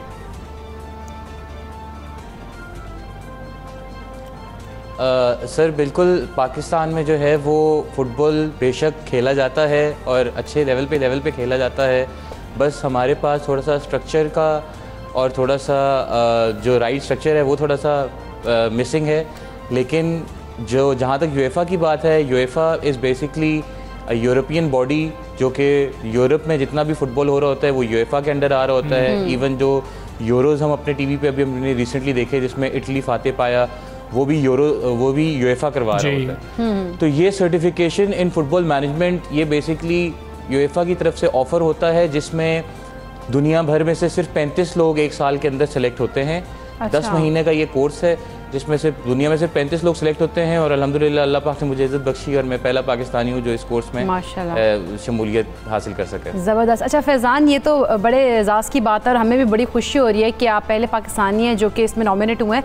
अच्छा ये बताइए, जैसे पाकिस्तानियों की अगर बात करें तो बहुत ज़्यादा क्रिकेट के मतलब होते हैं शौकीन, हम देखते हैं कि क्रिकेट के ऊपर बात हो रही थी, क्रिकेट खेलना भी पसंद कर रहे थे। तो फुटबॉल जिस तरह से पाकिस्तान में खेला नहीं जाता इस तरह से, कोई मतलब अगर बात की जाए नेशनल या इंटरनेशनल लेवल पर नहीं खेला जाता है, तो आपको किस तरह से शौक़ पैदा हो फुटबॉल खेलने का और किस तरह से आपने फिर ये सारा इस चीज़ को लेकर चले आगे?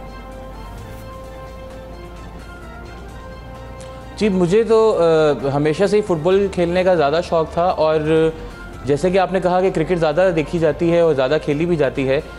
रिसेंट टाइम्स में ये पैराडाइम शिफ्ट आया है हमारी सोसाइटी के अंदर कि जो नौजवान नस्ल है, जो बच्चे हैं छोटे, अब जब वो घरों से निकलते हैं कुछ खेलने के लिए तो वो पहली चीज़ फुटबॉल खेलते हैं। हमारे वक्त में ऐसा नहीं था, हमारे वक्त में क्रिकेट ज़्यादा खेली जाती थी। लेकिन अब आई थिंक इंफॉर्मेशन का दौर है और जो सोशल मीडिया का दौर है और जितना भी टीवी के ऊपर और सोशल मीडिया के ऊपर हम देखते हैं उसमें जो नौजवान नस्ल है वो प्रेफर करती है फुटबॉल खेलना। ऑल्दो हमारे टीवी पे या हमारे मीडिया के ऊपर या हमारे उस तरह से कवरेज नहीं की जाती, लेकिन ट्रस्ट मी व्हेन आई से दिस कि फ़ुटबॉल जो है वो बहुत ज़्यादा खेली जाती है पाकिस्तान के अंदर और हर तरह की फ़ुटबॉल जिसमें डिफरेंट फॉर्मेट्स हैं, 11 अ साइड है, 7 अ साइड है, 5 अ साइड है। इवन दो अकेडमीज़ हैं, हर अकेडमी में 40 से 50 एवरेज बेस पे 40 से 50 बच्चे रोज़ डेली जा रहे हैं खेलने के लिए। अच्छा फैज़ान, वैसे आपने कहा आपको पसंद था, लेकिन क्या आपकी पसंद के पीछे कोई आपकी इंस्पिरेशन भी थी? किसी को देख के आपने कहा कि मैंने भी इस लेवल का फुटबॉलर बनना है?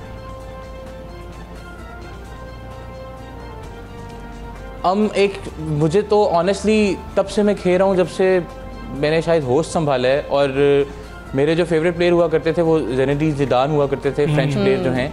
और टक्कर बहुत बोर्डिंग स्कूल में मैंने 2 साल 3 साल गुजारे, तो बोर्डिंग स्कूल में ज़्यादा आपको पता है कि वहाँ पे ज़्यादा कॉन्सेप्ट होता है फुटबॉल का और इस तरह की एक्सरसाइजेस का जो थोड़ी सी टफ होती हैं क्रिकेट से छोड़ के। तो वहाँ पे मेरा पहला सिलसिला शुरू हुआ जहाँ से मैंने खेलना शुरू किया और अल्हम्दुलिल्लाह हमेशा से घर वालों की सपोर्ट भी थी, लेकिन कुछ वजूहात, कुछ पर्सनल वजूहात की वजह से मैं इसको प्रोफेशनली परसू नहीं कर सका, बिकॉज फिर मुझे थोड़ा सा नौकरी वाली साइड पे आना पड़ गया और नौकरियां शुरू करनी पड़ गई, जिसकी वजह से मैं प्रोफेशनली नहीं इसको परसू कर सका। ठीक है फैज़ान, आपने ज़िनेदीन ज़िदान का जिक्र किया है, वो टक्कर आपको कैसी लगी थी? हम लोग भी मैच देख रहे थे, हमें भी बड़ा अफसोस हुआ था। बतौर फ़ैन आपको वो टक्कर कैसी लगी थी उनकी? और बड़ा क्रूशल मोमेंट था जब ऐसा वाक़या पेश आ गया था। दूसरा, इस बात के बाद आपने हमें ये भी बताना है अब आपकी अगली मंजिल क्या है? सर बतौर फ़ैन वो मेरे लिए काफ़ी क्रूशल मूवमेंट था, बिकॉज हम सबको पता था कि वो उसका आखिरी मैच है और अगर वो शायद वो टक्कर ना मारता तो फ्रांस अपना वो वाला वर्ल्ड कप भी जीत जाता। और जहाँ तक आपके दूसरे सवाल की बात है, सर मेरा मकसद सिर्फ और सिर्फ यही है कि हम लोगों को कलेक्टिवली इस ग्लोबल स्पोर्ट्स को पाकिस्तान में प्रमोट करना है।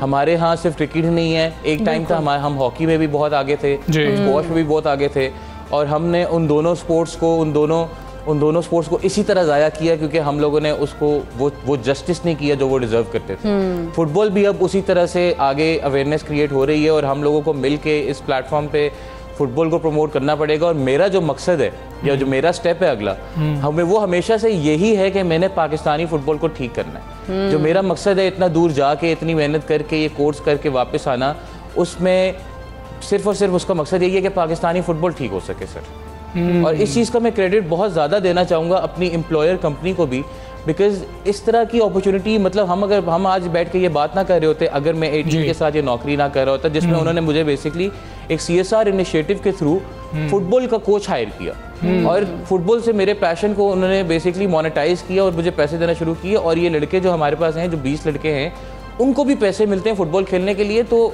आई थिंक उनको बहुत क्रेडिट जाता है और इस तरह की प्राइवेट कंपनीज को मजीद ऊपर आना पड़ेगा ताकि हम, अगर हमारे जो फेडरेशन के सियासी मसले हैं वो हल नहीं हो रहे, तो एटलीस्ट हमारे प्राइवेट लेवल पे ऊपर जो है वो फुटबॉल बंद नहीं होनी चाहिए। क्या बात है फैज़ान, वैसे आप क्योंकि बड़ी एक जो है ना उम्मीद की किरण बने हैं पाकिस्तान में, जो लोग फुटबॉल को पसंद करते हैं, वैसे तो ये तफरीक नहीं डालनी चाहिए, लेकिन चलें फुटबॉल के फैंस आपको देख रहे हैं, आप किसके फ़ैन हैं, रोनाल्डो के फ़ैन है या मेसी के फ़ैन है? बताना है, आपने दिल की बात बतानी है सर। सर मेरा इस पे as a coach, as a player अगर उस टाइम मुझसे पूछा जाता तो हो सकता है मैं आपको कहता कि मैं रोनाल्डो का फ़ैन हूँ, क्योंकि मैं मैनचेस्टर यूनाइटेड का सपोर्टर भी हूँ, बड़े टाइम से उनका मैं सपोर्टर हूँ। लेकिन एज अ कोच अगर आप मुझसे पूछें तो एक छोटी सी डिबेट है जिसमें मैं हमेशा यही कहता हूँ कि कुछ लोग होते हैं जो गिफ्टेड होते हैं, जो गॉड गिफ्टेड होते हैं, जो उस तरह के टैलेंटेड होते हैं कि जिनको ज़्यादा हार्डवर्क नहीं करना पड़ता लेकिन वो शाइन करते हैं। Messi is one of those guys. ठीक है, रोनाल्डो के साथ है, दमाल मेसी के साथ जा रहा है आपका। फैज़ान बहुत शुक्रिया आपका, सब सवेरे पाकिस्तान का आप हिस्सा बने, बहुत मुबारक फिर आपको। दोनों प्लेयर्स ही सबके ज़्यादा उनकी ना फैन फॉलोइंग जो है मेरा ख्याल है इक्वली चल रही है, बड़ी ज़्यादा है। दोनों की आपस में बहस भी चलती रहती है, दोनों के फैंस की जो है। हम एक ब्रेक लेंगे, ब्रेक के बाद वापस आते हैं। Stay with us.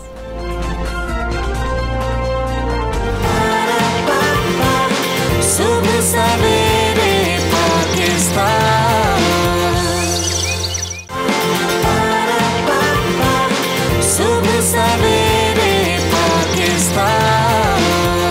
शरकायत की बात करेंगे, दूध की कीमतों की बात करेंगे। इस वक्त हम बात करें दूध फरोशों की मनमानियाँ जारी हैं। डेयरी फार्मर्स के ग्रुप ने आज खुद दूध की कीमत में 20 रुपये फी लीटर इजाफे का फैसला कर लिया। अच्छा, जिसके बाद दूध की कीमतों में 20 रुपये इजाफे का इम्कान है। कराची में दूध की कीमतों में इजाफे के लिए डेयरी माफिया का एक ग्रुप सरगर्म हो गया है। DCFA पाकिस्तान के ऑफिस में डेयरी फार्मर्स का इजलास हुआ था जिसमें उन्होंने ये फिर डिसाइड किया था। अच्छा, दूध की पैदावार, अजनास की कीमतों और दीगर अखराजात के बढ़ने का जवाज़ बनाया गया और कीमत में इजाफे का फैसला भी कर लिया गया है। तर्जुमान DCFA पाकिस्तान का कहना है कि कमेटी दीगर डेयरी फार्मर्स की मशावरत से 5 सितंबर को दूध की कीमतों का 20 रुपया फी लीटर के इजाफे का आज खुद ऐलान कर देगी। अच्छा, कमिश्नर कराची भी डेयरी फार्मर्स के सामने बेबस नज़र आते हैं। डेयरी फार्मर्स हर बार कमिश्नर कराची की इजाज़त के बगैर ही दूध की कीमतों में इजाफा कर देते हैं और फिर ये मतलब कहा जाता है मनमाने इजाफा जिस तरह से देखने में आता है।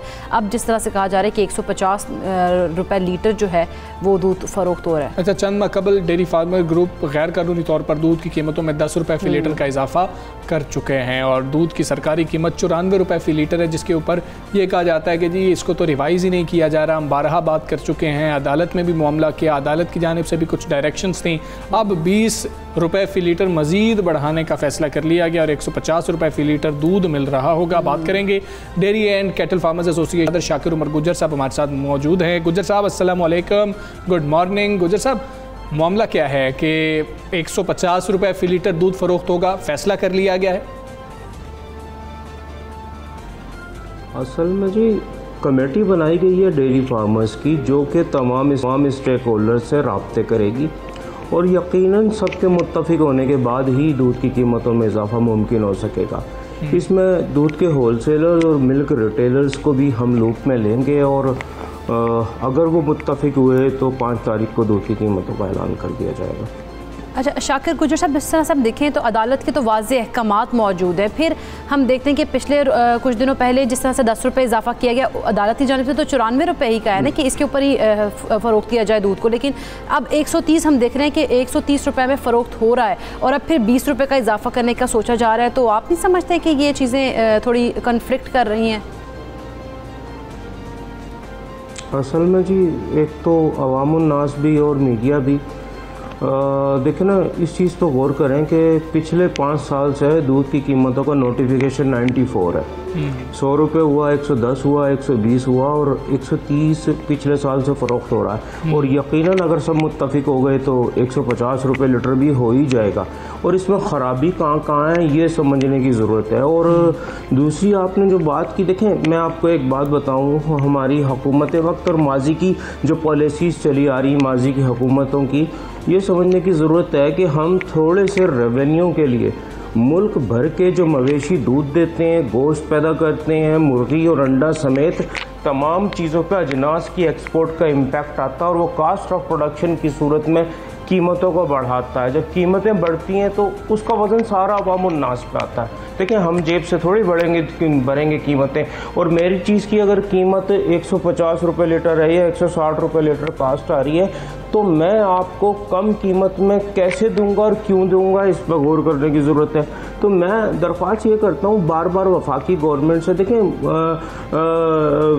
मुशीर वजारत तिजारत जो हैं रज़ाक दाऊद साहब इसमें अहम किरदार अदा कर सकते हैं। उन्हें चाहिए कि जो चीज़ें दूध, गोश्त, मुर्गी और अंडे की कास्ट ऑफ प्रोडक्शन में जो अजनास शामिल है, कम अज़ कम उनकी एक्सपोर्ट पर पाबंदी लगा दे और इस चीज़ को कंपेयर करें कि जो रेवेन्यू उन्हें हासिल हो रहा है क्या उससे दुगना तिगना अवामुन नास के ऊपर बोझ नहीं पड़ रहा।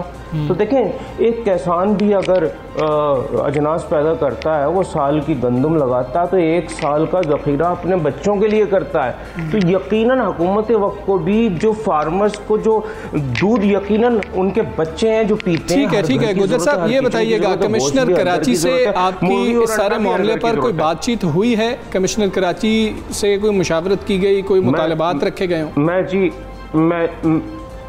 की गई है जी। मैं पहले अपनी बात मुकम्मल करूंगा फिर कमिश्नर कराची। देखें हुकूमत वक्त को अपने बच्चों के लिए उस अजनास को रखना चाहिए, ना कि एक्सपोर्ट कर देना चाहिए। जैसे ही अजनास की एक्सपोर्ट पे पाबंदी लगाएंगे, दूध की और मुर्गी की, अंडे की, गोश्त की कीमतें 20-30 रुपए नीचे आ जाएंगी। तो ये सबको समझने की ज़रूरत है। और कमिश्नर कराची से हम पिछले 5 साल से बात कर रहे हैं, मुसलसल खतूत लिख रहे हैं, कोर्ट में खड़े हुए हैं। 2018 में भी जो नोटिफिकेशन लिया था, मैंने सिंध हाई कोर्ट से केस जीता था और उसमें यह तय किया गया था कि दूध के रेट की एक्सरसाइज जो है कास्ट ऑफ प्रोडक्शन की, वो लंबी चौड़ी एक्सरसाइज है। तो यकीनन हमें इन्फ्लेशन रेट की तरफ जाना होगा। तो ये तय हुआ था कि हर 4 माह बाद इन्फ्लेशन रेट के मुताबिक दूध की कीमतों में कमी या बेशी कर दी जाएगी। और कमिश्नर कराची ये करने को तैयार नहीं है। देखिए मीटिंग्स हुई हैं, उन्होंने कहा जी हमने फ़लाँ को लिखा, फ़लाँ को लिखा, और इसमें इन्हें फौरी तौर पर नोटिफिकेशन करना चाहिए ताकि जो जमूद तारी है, जो बर्फ़ जमी हुई है फार्मर्स और उनके दरमियान, जो बातचीत अब दोबारा से रुक चुकी है, तो वो जारी होनी चाहिए। हम ये चाहते हैं हम वायलेशन ना करें। हम ये चाहते हैं कि कमिश्नर साहब के साथ बैठ के, इंतज़ामिया के साथ बैठ के कहीं ना कहीं के अवामुन नास भी मुतमईन हो, कंज्यूमर सोसाइटी भी मुतमईन हो, मीडिया भी और डेयरी फार्मर्स भी मुतमईन हो। हमारा इस्तेहसाल ना किया जाए, हमें कास्ट ऑफ प्रोडक्शन के मुताबिक कीमतें दे दी जाए या फिर पिछले रेट से अब तक का जो इन्फ्लेशन रेट है उसके मुताबिक दूध की कीमतों में इजाफा कर दिया जाए। ठीक है, अगर आप लोगों को कोई जुर्माने किए जाते हैं गुजर साहब, आप लोग अपनी मर्ज़ी से कीमतें बढ़ा देते हैं। आप पिछले प्रोग्राम में थे तभी आपने जिक्र किया था, हम 130 के ऊपर बात कर रहे थे कि इससे कम होना चाहिए। आपने उसी प्रोग्राम में जिक्र किया था ये चंद दिनों के अंदर 20 रुपये मज़ीद बढ़ जाएंगे, आप जिक्र करके गए थे। और अब आप लोगों ने ये फैसला कर लिया है। अब आप मुशावरत की बात तो कर रहे हैं, लेकिन हमें आप पे पूरा भरोसा है कि आप लोग बढ़ा चुके हैं और आप लोग बढ़ा देंगे 5 तारीख को। कोई जुर्माने होते हैं फिर आप लोग क्या करेंगे, क्या लाएमल होगा? असल में जी देखें ये ज़रूरी नहीं है कीमतें बढ़े। अगर हुकूमत बात करेगी और दूसरे स्टेक होल्डर्स से भी अगर हुकूमत रब्ता करती, रिटेलर से, होलसेल से, तब भी हम इजाफे को रोक सकते हैं और हम दरमियान में कहीं ना कहीं कर सकते हैं। और जो जुर्मानों की, छापों की बातें हो रही, देखें रिटेलर्स की ये तजलील करते रहे हैं और इन्हें मैं बारहा कहता हूँ कि देखिए दूध की कीमतों में इजाफा डेयरी फार्मर्स की तरफ से किया जाता है। ये अपनी तोपों का रुख हमारी तरफ करें, हमें गिरफ्तार करें, हम इज्तिमाई तौर पर भी गिरफ्तारियाँ देने के लिए तैयार हैं। हम पे केसेस चलाएं अगर हम गलत हैं तो, और अगर हम सही हैं तो हमें कास्ट ऑफ प्रोडक्शन के मुताबिक कीमतें दे दी जाएँ।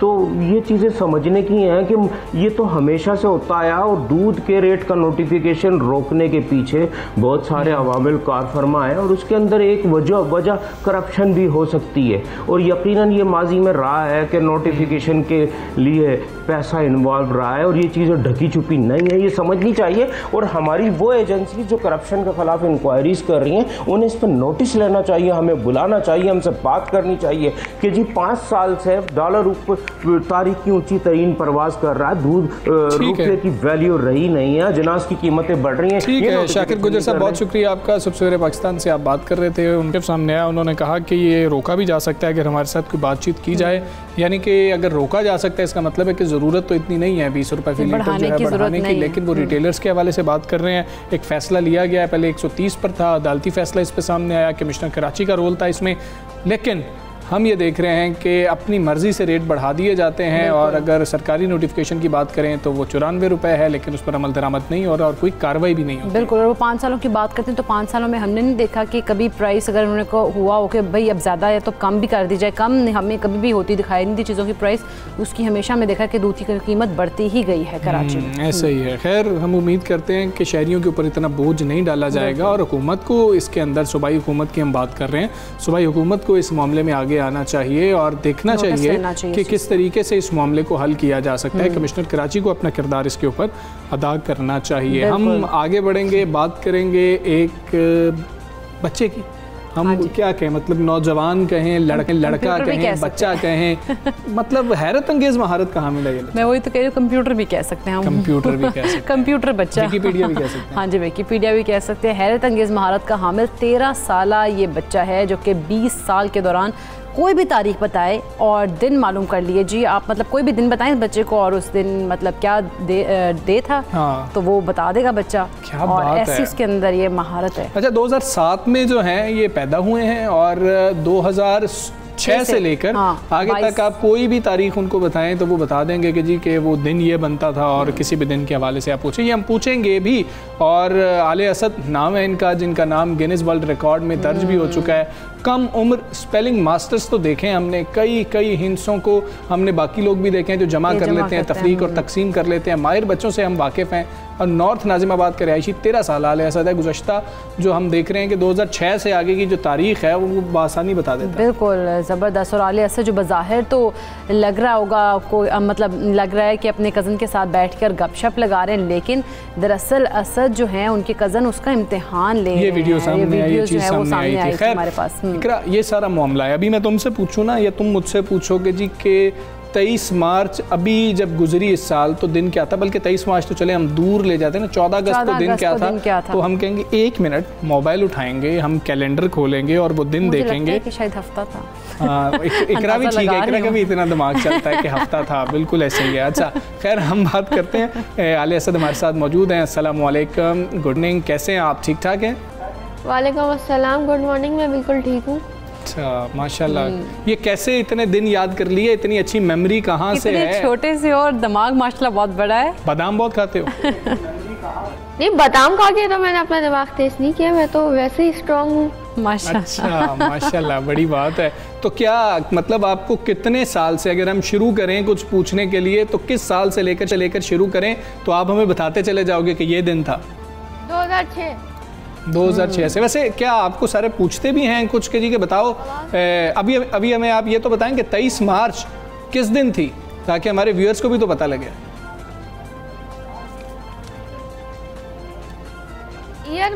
ईयर तो बोले किस दिन थी, मतलब ये जो अभी 23 मार्च गुजरी है उसमें दिन कौन सा था 2021 का?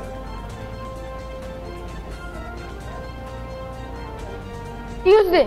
क्या बात है, मैंने तो कैलेंडर खोला हुआ था, मैंने कहा कि मैंने सवाल करना है तो मैं तो कैलेंडर खोलूं, मुझे तो बताओ। ठीक है कि नहीं? ज़बरदस्त। अच्छा असद, एक और मैं आपसे क्वेश्चन पूछूंगी, जब ये ईद, छोटी ईद जो गुजरे 2021 की रिसेंटली, तो उसमें क्या दिन था, वो किस दिन थी? 13 में। ईद उल फित्र 13 में। अच्छा यार, क्या बात है, आप तो माशाल्लाह बड़े तेज हैं, माशाल्लाह बड़ी जल्दी। 13 में थर्सडे। जबरदस्त। क्या बात, ये कैसे याद कर लेते हो भाई, हमें ये भी तो बता दो।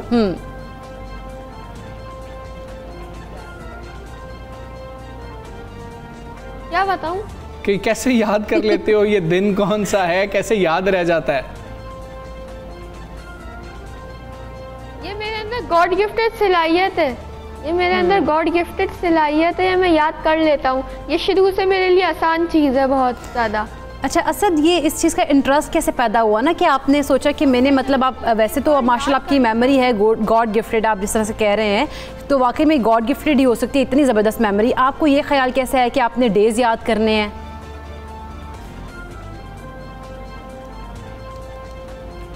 जब मुझे कोई भी अपनी बर्थडे बताता है मैं हमेशा उसको याद रखता हूँ, मैं भूलता नहीं हूँ। मेरे अंदर अच्छी मेमोरी है और ये मेरे अंदर गॉड गिफ्टेड सलाहियत है।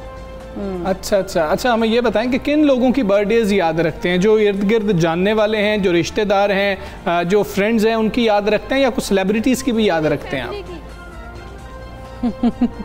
पूरी फैमिली की याद रखी? सबकी फ्रेंड्स, कज़न, मम्मा के फ्रेंड्स, मम्मा की फैमिली, पूरे रिश्तेदार की याद है। अच्छा, यानी कि आपको नहीं भूलता, मम्मा भी बच जाती होंगी, किसी की भूलती नहीं होंगी सालगिरह, आप बता देते होंगे कि आने वाली है सालगिरह, जो तैयारी करनी है वो कर लें।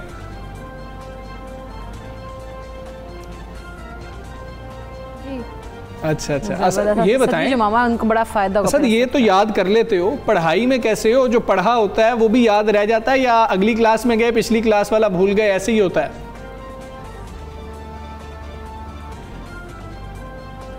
मैं पढ़ाई में बहुत अच्छा हूँ, मैं 8th क्लास में हूँ और सिटी में हूँ, सिटी स्कूल में। अच्छा जी, तो आपकी क्लास में क्या पोजीशन आपकी फर्स्ट ही आती है? कि मुझे तो लगता है जिस तरह की आपकी माशाल्लाह मेमोरी है, आप एक लफ्ज़ भी मुझे लगता है नहीं छोड़ते हुए किताब का।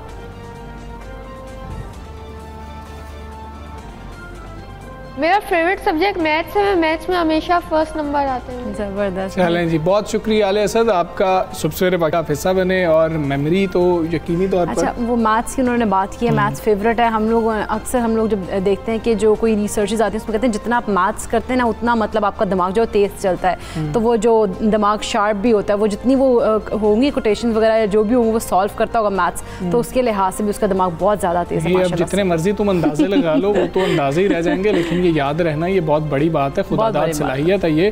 और वाकई हम जितनी दाद दें वो कम है। और पैदाइश से 1 साल पहले से लेकर अब तक तमाम डेट्स का आप बता दें कि दिन ये था। हाँ। और मतलब क्या बात है आपकी। हम आगे बढ़ेंगे ऐसे टैलेंट से जो है, हमारी भी मुलाकात हो गई। अब बात करेंगे मुआशी महाज की, मईशत की कुछ बात करेंगे। पाकिस्तान गुज़श्ता कई दहाइयों से बतदरीज बढ़ते हुए तजारती खसारे का शिकार रहा है, मगर अब बरामदात और दरामदात का तवाज़ुन इतना बिगड़ गया है कि तजारती खसारा भयानक शक्ल इख्तियार करता जा रहा है। पहले हमने देखा था कुछ बेहतरी भी आ रही थी, बिल्कुल, लेकिन अब हम अगर देखें सिर्फ 2 माह के दौरान तजारती खसारा ख़तरनाक हद तक $7.33 बिलियन हो चुका है।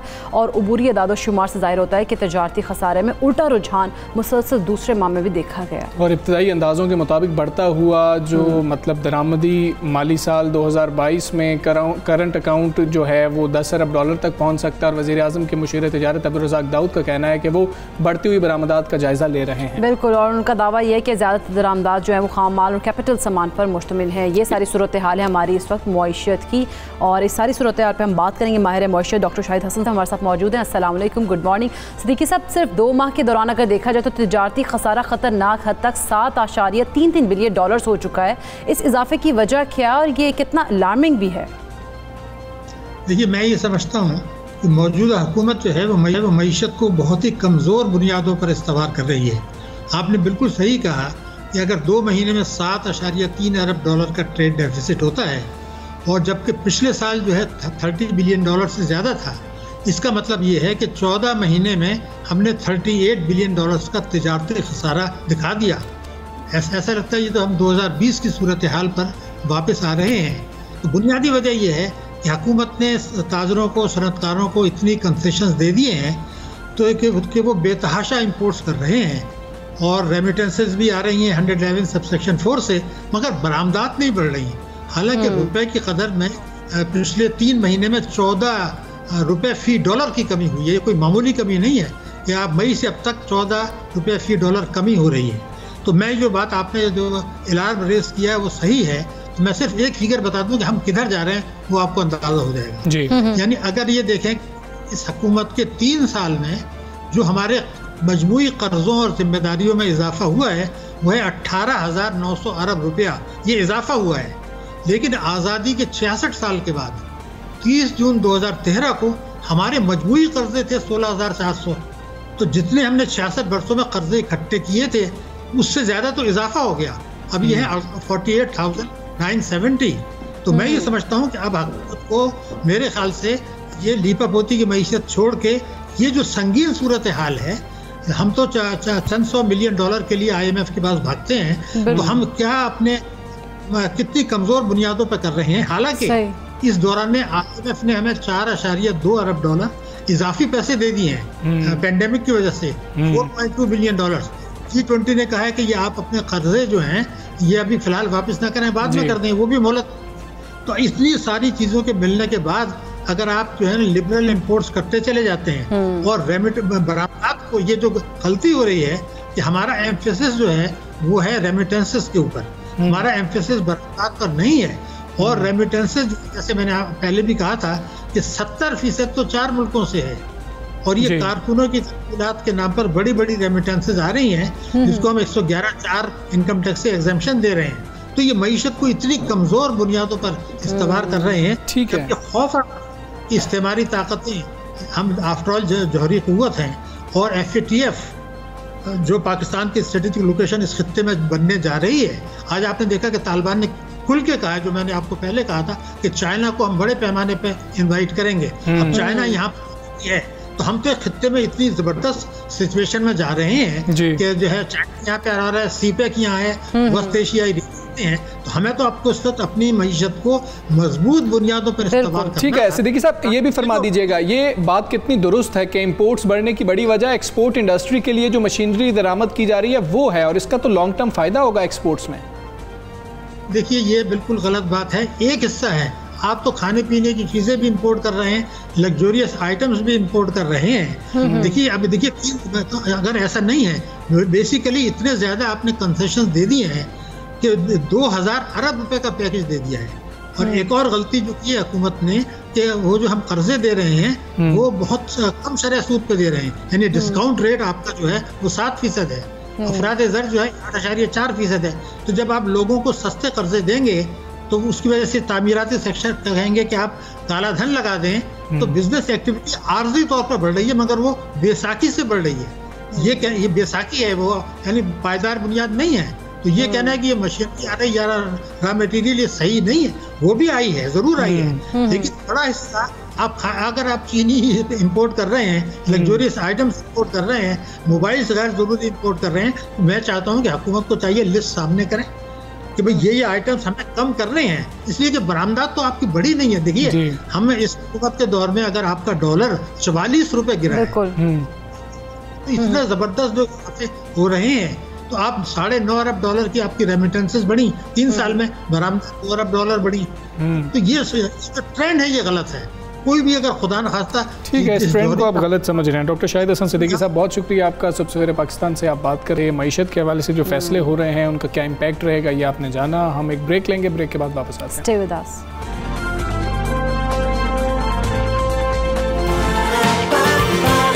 सुबह सवेरे पाकिस्तान,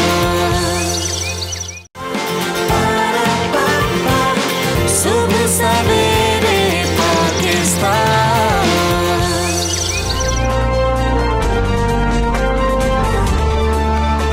वेलकम बैक टू सुबह सवेरे पाकिस्तान। और अब हम एक बहुत ही इम्पॉर्टेंट चीज़ इस पर हम बात करेंगे, क्योंकि हम लोग अंडरस्टैंड ही नहीं कर रहे होते हैं कि हमारे साथ क्या हो रहा है, क्या नहीं हो रहा, और लेकिन हम लोग उस चीज़ को एक्सेप्ट भी नहीं कर रहे होते। हम लोग को एक जिस तरह कहते हैं ना कि आप असाबी कमज़ोरी हो जाती है, तो लोग जो सोसाइटी उसको एक्सेप्ट नहीं कर रही होती कि जी ये तो चीज़ें होती नहीं है ऐसे ही, मतलब ये तो एम ही बेवकूफ़ है। असाब हमारे जिस्म का एक इंतहाई अहम और लाजमी हिस्सा है, मगर हम देखें कि मुआशी तफर्रुकात हैं, बेयकीनी की कैफियत है, कोई मुल्की हालात से ही आप परेशान हो जाते हैं, फिर आपको जॉब की टेंशन है और टेंशन्स हैं, बच्चों की पढ़ाई की टेंशन है, अपने नौकरी की टेंशन, जो भी मामला कर लिया जाए। अच्छा अब शादी की भी टेंशन होती है, ठीक है, और हम सबको असाबी मरीज़ इन चीज़ों ने बना दिया है। और अक्सर लोग ऐसे हैं जिनको पता ही नहीं होता कि हमें कोई स्ट्रेस है। हम डॉक्टर के पास जाते हैं कि जी कि मुझे पेन हो रही है, मुझे सीने में दर्द हो रहा है, मेरे पट्टे जो हैं वो काउन में खिंचा हुआ है। डॉक्टर साहब कहते हैं कि नहीं आपको तो कोई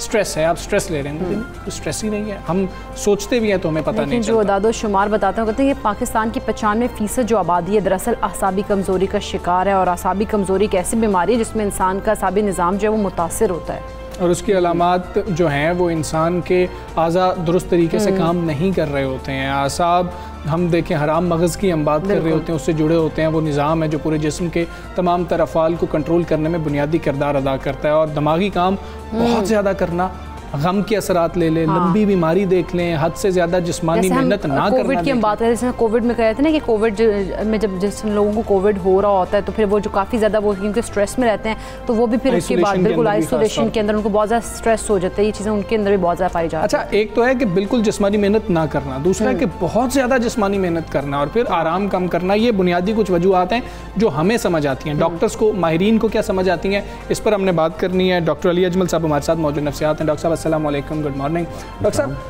असाबी कमज़ोरी है क्या? पहले तो हम इसको डिफ़ाइन करते हैं। जी देखिए, असाबी कमज़ोरी किसी भी ऐसी कंडीशन को कह सकते हैं जिसमें आपके असाब जो हैं वो एक नॉर्मल हद से ज़रा कम काम करते हैं। उनमें जैसे मसल में वीकनेसेस हो जाना, पेन स्टार्ट हो जाना, और इसके अलावा हार्ट पल्पिटेशन वगैरह, ये सारी असाबी कमज़ोरी की तरफ इशारा करती हैं। अब इसमें जो असाबी कमज़ोरी है ये किसी इसकी मुख्तलिफ वजूहात हैं।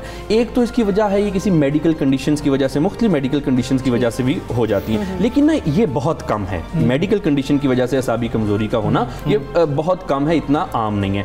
आम जो है, जो अभी आपने जिक्र किया कि अराउंड 95% लोगों को जो असाबी कमज़ोरी है ये स्ट्रेस की वजह से है, जो हमारी रोज़मर्रा की ज़िंदगी में एक टेंशन है। अब स्ट्रेस क्या है कि जब एक ख़ास लेवल से हमारी टेंशन लेवल ज़्यादा हो जाती है ना, उसको हम स्ट्रेस कंसीडर करना शुरू कर देते हैं। और ये जैसे आप बता रहे थे कि लोगों को पता नहीं है, इसका यकीनी तौर पे नहीं पता, लेकिन स्ट्रेस शायद अगर ये असाबी कमज़ोरी 95% में, तो शायद स्ट्रेस जो है आजकल के माशरे में वो 99% को होगी। और ये स्ट्रेस को हम अच्छा, ये जो 95% में ज़्यादातर लोग हैं असाबी कमज़ोरी, ये स्ट्रेस की वजह से है। लॉन्ग टर्म स्ट्रेस लेने से हमारे असाब कमज़ोर हो जाते हैं। अच्छा, अगर एक हद से ज़्यादा हम स्ट्रेस लें। अब जो समझने की इसमें बात है कि स्ट्रेस है क्या। हाँ, एग्जैक्टली। हाँ जी, बेसिकली देखिए, स्ट्रेस कोई भी ऐसी चीज़ जो कि आप डेडलाइन मीट करना, वो आपको स्ट्रेस क्रिएट कर सकती है। जैसे आमतौर पे देखेंगे, अगर हमें 5 डेज अ वीक काम करना होता है तो वो हम रात को ही प्रिपेयर होते हैं, मेंटली प्री ऑक्यूपाइड होते हैं। अच्छा, सुबह मैंने काम पे जाना है, और जो भी हम डेडलाइन मीट करनी है। पहला दिन भी स्ट्रेस क्रिएट करता है वैसे लोगों में। एग्जैक्टली, क्योंकि वो वीकेंड के बाद जाना होता है ना, तो वीकेंड से पहले वाले दिन या वीकेंड पे हम कदरे रिलैक्स होते हैं। क्यों? वजह यह है कि कोई स्ट्रेस नहीं है ना काम की, कि काम पे जाना है। इसी तरह से आप देखिए कि रोज़मर्रा की ज़िंदगी जो है, बच्चों की टेंशन अगर कोई पेरेंट्स हैं, उसके अलावा जैसे मैंने बताया कि प्रोफेशनल रोल्स आपके, फिर रोल्स का कॉन्फ्लिक्ट आ जाना, और फिर आजकल के माशरे में आपको पता है इतना नफ्सा नफ्सी का दौर है कि हमारे पास टाइम भी नहीं है, अपने लिए टाइम नहीं है। हम जो अपने ज़िंदगी के मसाइल में इतना उलझे हुए हैं कि उनको पूरा करते करते हम अपने आप को इग्नोर कर देते हैं। ये आजकल एक स्ट्रेस की, नहीं पता लग रहा होता कि हमें स्ट्रेस है भी जी, और ये एक स्ट्रेस की बहुत बड़ी वजह है। तो ये जो जितनी भी असाबी कमज़ोरी में सिम्टम्स हैं, ये basically at the same time ये स्ट्रेस की सिम्टम्स है। डॉक्टर साहब, एक और बात होती है, आमतौर पे किसी बंदे से बात करना, वो ज़्यादा परेशान हो तो वो कहते हैं यार मेरा नर्वस ब्रेकडाउन हो जाएगा। स्ट्रेस एक वजह बनती है उसकी, या स्ट्रेस सबसे बड़ी वजह है? स्ट्रेस सबसे बड़ी वजह है, और ये मैं यहाँ पे आपको बताता चलूँ कि स्ट्रेस ना सिर्फ असाबी कमज़ोरी की, बल्कि दुनिया में जितनी भी ज़्यादा बीमारी है ना, उसमें सबसे बड़ी वजह स्ट्रेस है। अभी आपने ये कोविड का जिक्र किया, तो कोविड भी स्ट्रेस इसकी इस तरह से एक वजह बन जाती है कि इम्यून सिस्टम को बिठा देती है स्ट्रेस, तो आप ज़्यादा वल्नरेबल हो जाते हैं कोविड का शिकार होने के लिए। तो ये जो स्ट्रेस है, ये डायबिटीज़ आजकल आप देखिए कितनी ज़्यादा है, कार्डियोवास्कुलर डिजीज़, ये जो हार्ट वगैरह के के मसले हैं, ये स्ट्रेस की वजह से हैं सबसे ज़्यादा। ये मसाइल जी, इसमें स्ट्रेस एक सबसे बड़ा फैक्टर है। अब जितनी भी असाबी कमज़ोरी की सिम्टम्स हैं, ये स्ट्रेस की भी सिम्टम है। अब इसको मज़ीद अगर मैं सिंप्लीफाई करूँ तो आप देखें कि इसमें कोई रॉकेट साइंस नहीं है इसको ऑब्जर्व करना कि अगर एक शख्स अपनी नॉर्मल लाइफ गुजारा है, उसको कोई वक्ती तौर पे कोई परेशानी नहीं है, तो आप देखें कि उसका जो बॉडी है वो ठीक तरह से इफेक्टिव होगी, काम करेगी जो भी वो काम करना चाह रहा है। लेकिन अगर किसी दिन हमें कोई स्ट्रेस है, कोई टेंशन है, तो उसके आप असरात अपनी बॉडी पे भी देख सकते हैं। काम करने को दिल नहीं करेगा, चिड़चिड़ा मूड हो जाएगा, हार्ट पाउंडरिंग या हार्ट ज़्यादा उसकी जो है हार्ट बीट तेज़ हो जाएगी, ब्लड प्रेशर आपका ज़्यादा हो जाएगा। मैं उस शख्स की बात कर रहा हूँ जिसको कोई बीमारी नहीं है, लेकिन ये उसका स्ट्रेस वाला दिन है। तो आप देखें कि स्ट्रेस इस तरह से हमारे बॉडी पे इफेक्ट करती है। अच्छा डॉक्टर साहब, इसको जैसा आपने कहा कि स्ट्रेस इतना इफेक्ट तो करती है, लेकिन इसको सीरियस लेना कब मतलब इंसान को होता है, कौन सा टाइम ऐसा आता है कि इंसान को वो चाहिए कि अब ये सीरियस चीज़ है, अब मुझे डॉक्टर से रुजू कर लेना चाहिए?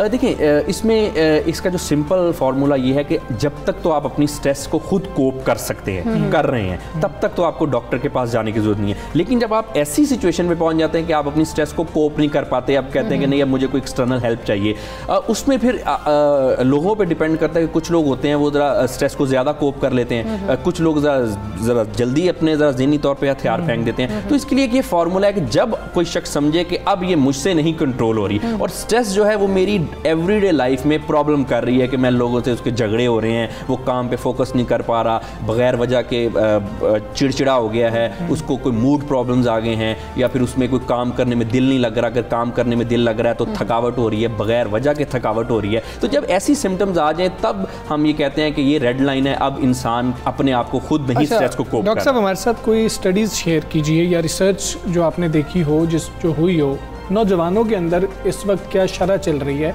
जो स्ट्रेस में मुब्तला हो रहे हैं, और क्या बूढ़ों से ज़्यादा नौजवान हैं जो स्ट्रेस में मुब्तला हो रहे हैं? कोई ऐसी स्टडी भी है? जी बिल्कुल, इसमें एक नहीं, इसमें 20 स्टडीज़ हैं जो कि बताती हैं कि नौजवानों में ज़्यादा स्ट्रेस है बूढ़ों से। उसमें एक फैक्टर ये लाइफ स्टाइल का फैक्टर है ना जी। अब जो बूढ़े लोग हैं वो तो अपनी ज़्यादातर लाइफ गुजार चुके, उन्होंने जो लाइफ में करना था वो कर चुके, उन पर अभी इतनी कोई रिस्पॉन्सिबिलिटीज़ भी नहीं, उनकी लाइफ एक सेटल होगी। नौजवानों का आजकल ये है कि एक हमारी, हाँ जी बिल्कुल, दौड़ लगी हुई है बिल्कुल, और उसके बाद फिर हमने दौड़ के साथ साथ फिर हमारे ऊपर रिस्पॉन्सिबिलिटीज भी आ गई हैं। अब ये जब ये कॉन्फ्लिक्ट हो जाता है ना हमारा नौजवानों में, तो फिर ये ज़्यादा जो है स्ट्रेस नौजवानों में हो जाती है। और अराउंड 99% जो लोग हैं नौजवान, उनमें भी स्ट्रेस है, लेकिन उनमें ऑब्वियसली जो लेवल है वो बूढ़ों से ज़्यादा है। हालांकि भी ज़्यादा शायद, हालांकि उलट होना चाहिए, ये it must be other way around कि अभी नौजवान है, अगर नौजवानी में तो स्ट्रेस होनी नहीं चाहिए, वो तो आपकी एक बॉडी एनर्जी और आपकी जो एक नौजवानी की एक टाइम है, पीक है, उसमें ही बड़ा कुछ आप डॉक्टर साहब एक और मसला भी है। हम अपने तौर पर ही, कुछ लोगों को मैंने भी देखा है, आप भी ऑब्जर्व करते हैं, आपके पास तो आते भी होंगे, हम सब देखते हैं कि माइंड रिलैक्सेंट जो वो है मेडिसिन है वो लेना शुरू कर देते हैं, खुद से ही लेना शुरू कर देते हैं कि हमें सुकून चाहिए, उसके लिए हमें कोई गोली खा लेनी चाहिए जिससे हमें फ़ायदा होगा। उससे फ़ायदा हो रहा होता है या नुकसान हो रहा होता है? इवन नींद नहीं आ रही होती, सोने के लिए भी हम गोली खुद से खाना शुरू कर देते हैं। जी, इसमें देखिए दो चीज़ें, एक तो खुद से तो कभी कोई मेडिसिन लेनी ही नहीं चाहिए। अब दूसरी बात है कि क्या ये मेडिसिन, ये जैसे नींद की है या दूसरी, ये लेनी भी चाहिए कि नहीं।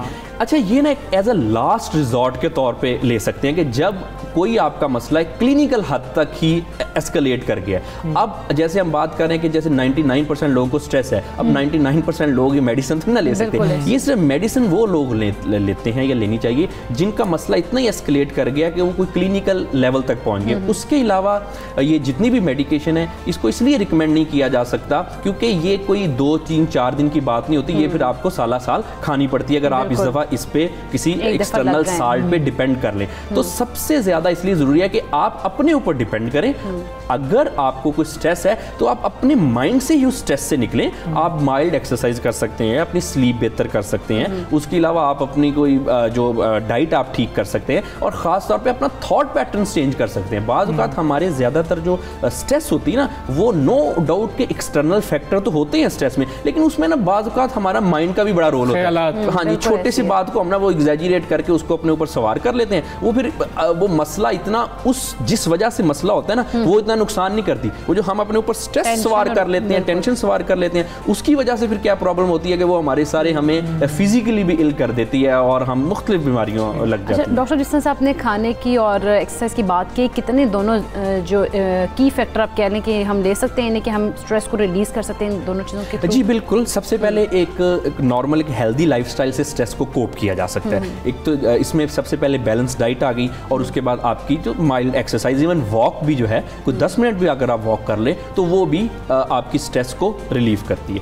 अच्छा, उसके बाद इससे हटके हेल्दी लाइफ पैटर्न, जैसे हम अपने सोशल हो सकते हैं। आजकल प्रॉब्लम ये है कि आइसोलेशन भी बहुत है लोगों में, आइसोलेशन का भी हम शिकार है। होता ये है कि सारा दिन एक शख्स लोगों में घिरा रहता है, लेकिन अगर उससे पूछें क्या कोई दुनिया में एक बंदा है जिससे अपने दिल की बात बिल्कुल खोल के कर लो तो शायरी शुरू हो जाएगी। हाँ जी, आप देखें कि लोग इतने अकेले हो गए। अच्छा, अब ये अपनी सोशल लाइफ जो है इसको बेहतर बनाना, ये भी आपको स्ट्रेस से रिलीफ देगी। और उसके बाद फिर सबसे इंपॉर्टेंट चीज़ है कि दिल की बात कह देनी चाहिए, अपने दिल में नहीं रखनी चाहिए। और बिल्कुल, और दूसरी उसके बाद जो इम्पॉर्टेंट बात है कि आप अपने माइंड को खुद ज़रा ट्रेन करें। प्रॉब्लम ये है कि हमारी ना आदत बन गई है स्ट्रेस लेते रहने की। कोई मसला हुआ, उसको हमने एक माइंड में एक मेकअप बना लिया कि उसको हम पकड़ के बैठ गए, सोचते रहे और वो प्रॉब्लम बड़ी कर ली। हमें ज़रा थोड़ा सा लाइट अपने आप को करना चाहिए कि प्रॉब्लम का सलूशन ढूंढना चाहिए और रियलिस्टिक वे में। प्रॉब्लम यहाँ पे आता है जब हमारी एक आदतें ऐसी बन गई हैं, ज़हनी आदतें, कि वो हम कहते हैं कि बस अब आर है या पार, एक्सट्रीम पे चले जाते हैं चीज़ों के मामले में। ऐसा नहीं करना चाहिए। हमें ज़रा अपने आप को खुद कंट्रोल करना चाहिए। और माइंड जो है हमारा, वो आप बताऊं कि वो सबसे ज़्यादा आपका बड़ा दोस्त भी है और एट द सेम टाइम आपका दुश्मन भी है। ठीक है डॉक्टर साहब, आखिर में आपसे ये पूछेंगे क्योंकि हमने स्ट्रेस को मैनेज भी तो किसी तरह करना है और ये बहुत बड़ी फील्ड है स्ट्रेस मैनेजमेंट। आमतौर पे कोई बंदा टेंशन ले रहा हो स्ट्रेस में, हमसे कहता है टेंशन नहीं लेनी, स्ट्रेस नहीं लेनी, तबीयत पे असर पड़ेगा, क्या कर। लेकिन ये कोई फ़ायदा नहीं होता ऐसे जुमलों का। हम कहते रहें जो मर्जी करते रहें। अपने दिमाग को कुछ गेम्स में हम उलझा सकते हैं, कोई ऐसी एक्टिविटीज़ हैं जो हम कर सकते हैं कि हमारा दिमाग डाइवर्ट हो जाए किसी तरह से उन चीज़ों के अंदर। हम देखते हैं ख़ास तौर पे कि वेस्ट के अंदर बहुत मुख्तलिफ चीज़ें हैं, मतलब माइंड गेम्स तो एक तरफ रह जाती हैं। कोई वो हाथ में कोई चीज़ पकड़ लेते हैं, उसको प्रेस करते रहते हैं, उससे भी उनको लगता है कि स्ट्रेस रिलीज़ हो रही है। ऐसा होता है पाकिस्तान में बहुत ज़्यादा आ गया। ऐसा होता है। सबसे जो फर्स्ट वाली बात है ये आपकी बड़ी इंपॉर्टेंट है कि हम जब कह देते हैं कि स्ट्रेस ना लो, इससे कहने से खास कोई खातर असर नहीं पड़ता। अगर किसी को कोई है ऐसी सिचुएशन है तो ऑब्वियसली वो तो स्ट्रेस लेगा ना, ये तो इम्पॉसिबल है कि वो बंदा स्ट्रेस ना ले। ये बड़ी इंपॉर्टेंट बात आपने की। अब दूसरी बात यह है कि इसको कैसे रिलीज़ किया जाए, ये जो आप बता रहे हैं कि इसका कोई इफ़ेक्ट होता है। जी, इसका इफ़ेक्ट होता है अगर हम कोई, जैसे मैंने बताया कि अपने आप को सोशल एक्टिविटीज़ में करें, इन्वॉल्व करें, एक्सरसाइज, वॉक और उसके अलावा गुड स्लीप, सोएं अच्छा, और अपने माइंड को इस तरह से ना ट्रेन करें। आप बिल्कुल ठीक कह रहे हैं कि जब हम कहेंगे स्ट्रेस ना लो तो ऐसे नहीं है। Human mind is not a machine. कहीं ना कहीं माइंड को डाइवर्ट करना ही डाइवर्ट करें और आहिस्ता आहिस्ता इसकी ना प्रैक्टिस करें। आज करेंगे नहीं होगा क्योंकि आदत डेवलप होगी ना स्ट्रेस लेने की। कल करेंगे, परसों करेंगे, ग्रेजुअली ये भी ग्रेजुअली एक प्रोसेस है। इसको आप आहिस्ता आहिस्ता ये होगा। और उसमें यह है कि जब ये पॉसिबल नहीं है कि ह्यूमन को अगर कोई मसला आ जाए तो वो स्ट्रेस ना ले। स्ट्रेस हर शख्स ने लेनी है, उसको मैनेज करना है। और हमारी इसमें कामयाबी इसमें है कि आप कितनी अच्छी तरह उसको मैनेज और कोप कर। बिल्कुल ठीक है डॉक्टर साहब, बहुत शुक्रिया आपका। सबसे पहले पाकिस्तान का हिस्सा बने। ये हर पानी का तो मैं नहीं कहूँगा, लेकिन ज़्यादातर पाकिस्तानियों का मसला है, स्ट्रेस में जा रहे हैं। दुनिया भर में अगर हम देखें तो लोग बहुत ज़्यादा परेशान रहते हैं। तो कम अज़ कम अपनी परेशानी को सबसे पहले तो आपने खुद ही देखना है कि किस तरह से उसको सॉल्व किया जा सकता है, या फिर ज़्यादा टेंशन नहीं लेनी, मसले का हल ज़्यादा परेशानी से नहीं, अपने आप को रिलैक्स रख। आगे बढ़ेंगे, कुछ मौसम के हवाले से बात करेंगे कि मुल्क का मौसम कैसा रहेगा। हमारे साथ इस वक्त मौजूद हैं Zaheer Ahmed Babar sahab, director national weather forecasting centre, महकमा मौसमियात हैं। ज़हीर अहमद बाबर साहब, अस्सलाम वालेकुम, गुड मॉर्निंग। सर ये बताइएगा, अब वीकेंड है, लोगों ने कुछ ट्रैवल भी करना होता है, फिर मानसून की हवाएं कह रहे हैं कि असरअंदाज हो रही हैं, कैसा मौसम रहेगा? जी वालेकुम अस्सलाम। मुल्क के शुमाली हिस्सों में तो इस वक्त मौसम खुश्क है, बदला साफ है और खुसूसन मुल्क के मैदानी इलाकों में दिन के वक्त हब्स की कैफियत बरकरार रहेगी। लेकिन मानसून की जो ज़्यादा कंसंट्रेशन है, जो ज़्यादा शिद्दत है, वो साउथ ईस्टर्न सिंध में ज़्यादा है। ठीक है। पिथर पारकर, मीरपुर खास, बदीन, ठट्ठा, इस्लामपुर, तमाम इलाके, इसी तरह कराची में भी आइंदा 24 घंटे के दौरान गरज चमक के साथ बारिश का इम्कान है। जबकि मुल्क के जो बालाई हिस्से हैं उनमें ज़्यादातर खुश्क रहेगा, लेकिन आज शाम या रात के वक्त सिर्फ लाहौर, गुजरांवाला, इसी तरह भावलपुर और भावलनगर एरिया में चंद एक मुकाम पर गरज मुसलसल बारिश का इम्कान है। अच्छा ज़हीर साहब, आप क्या समझते हैं इस साल मानसून की जो बारिशें हैं वो मामूल से कम रही हैं? जी, जुलाई के महीने में तो और अगस्त में अगर ओवरऑल देखा जाए, और ख़ासतौर पे अगस्त में थोड़ी सी जो है वो मामूल से कम रही थी, लेकिन अभी भी मानसून सीज़न जो है वो रहता है मिड सितंबर तक और ऑलमोस्ट कुछ हिस्सों में सितंबर के एंड तक तो मानसून बारिशें जो है दाखिल होती रहती हैं और उम्मीद है कि आइंदा आने वाले दिनों में भी बारिशों का तवक्को है, ख़ासतौर पर मुल्क के बालाई हिस्सों। ठीक है ज़हीर साहब, वैसे अभी बड़ा कबलस वक्त हो जाएगा, लेकिन जो क्रिकेट फैंस हैं वो भी ये जानना चाहते हैं, न्यूजीलैंड की टीम आ रही है, रावलपिंडी में मैचेज़ हैं, फिर लाहौर में मैचेज़ हैं, उन मैचेस के दौरान कोई बारिश की पेशगोई अभी तक तो नहीं है। अगर आप क्रिकेट लवर हैं तो शायद आपने तो कुछ चेक करने की कोशिश की होगी।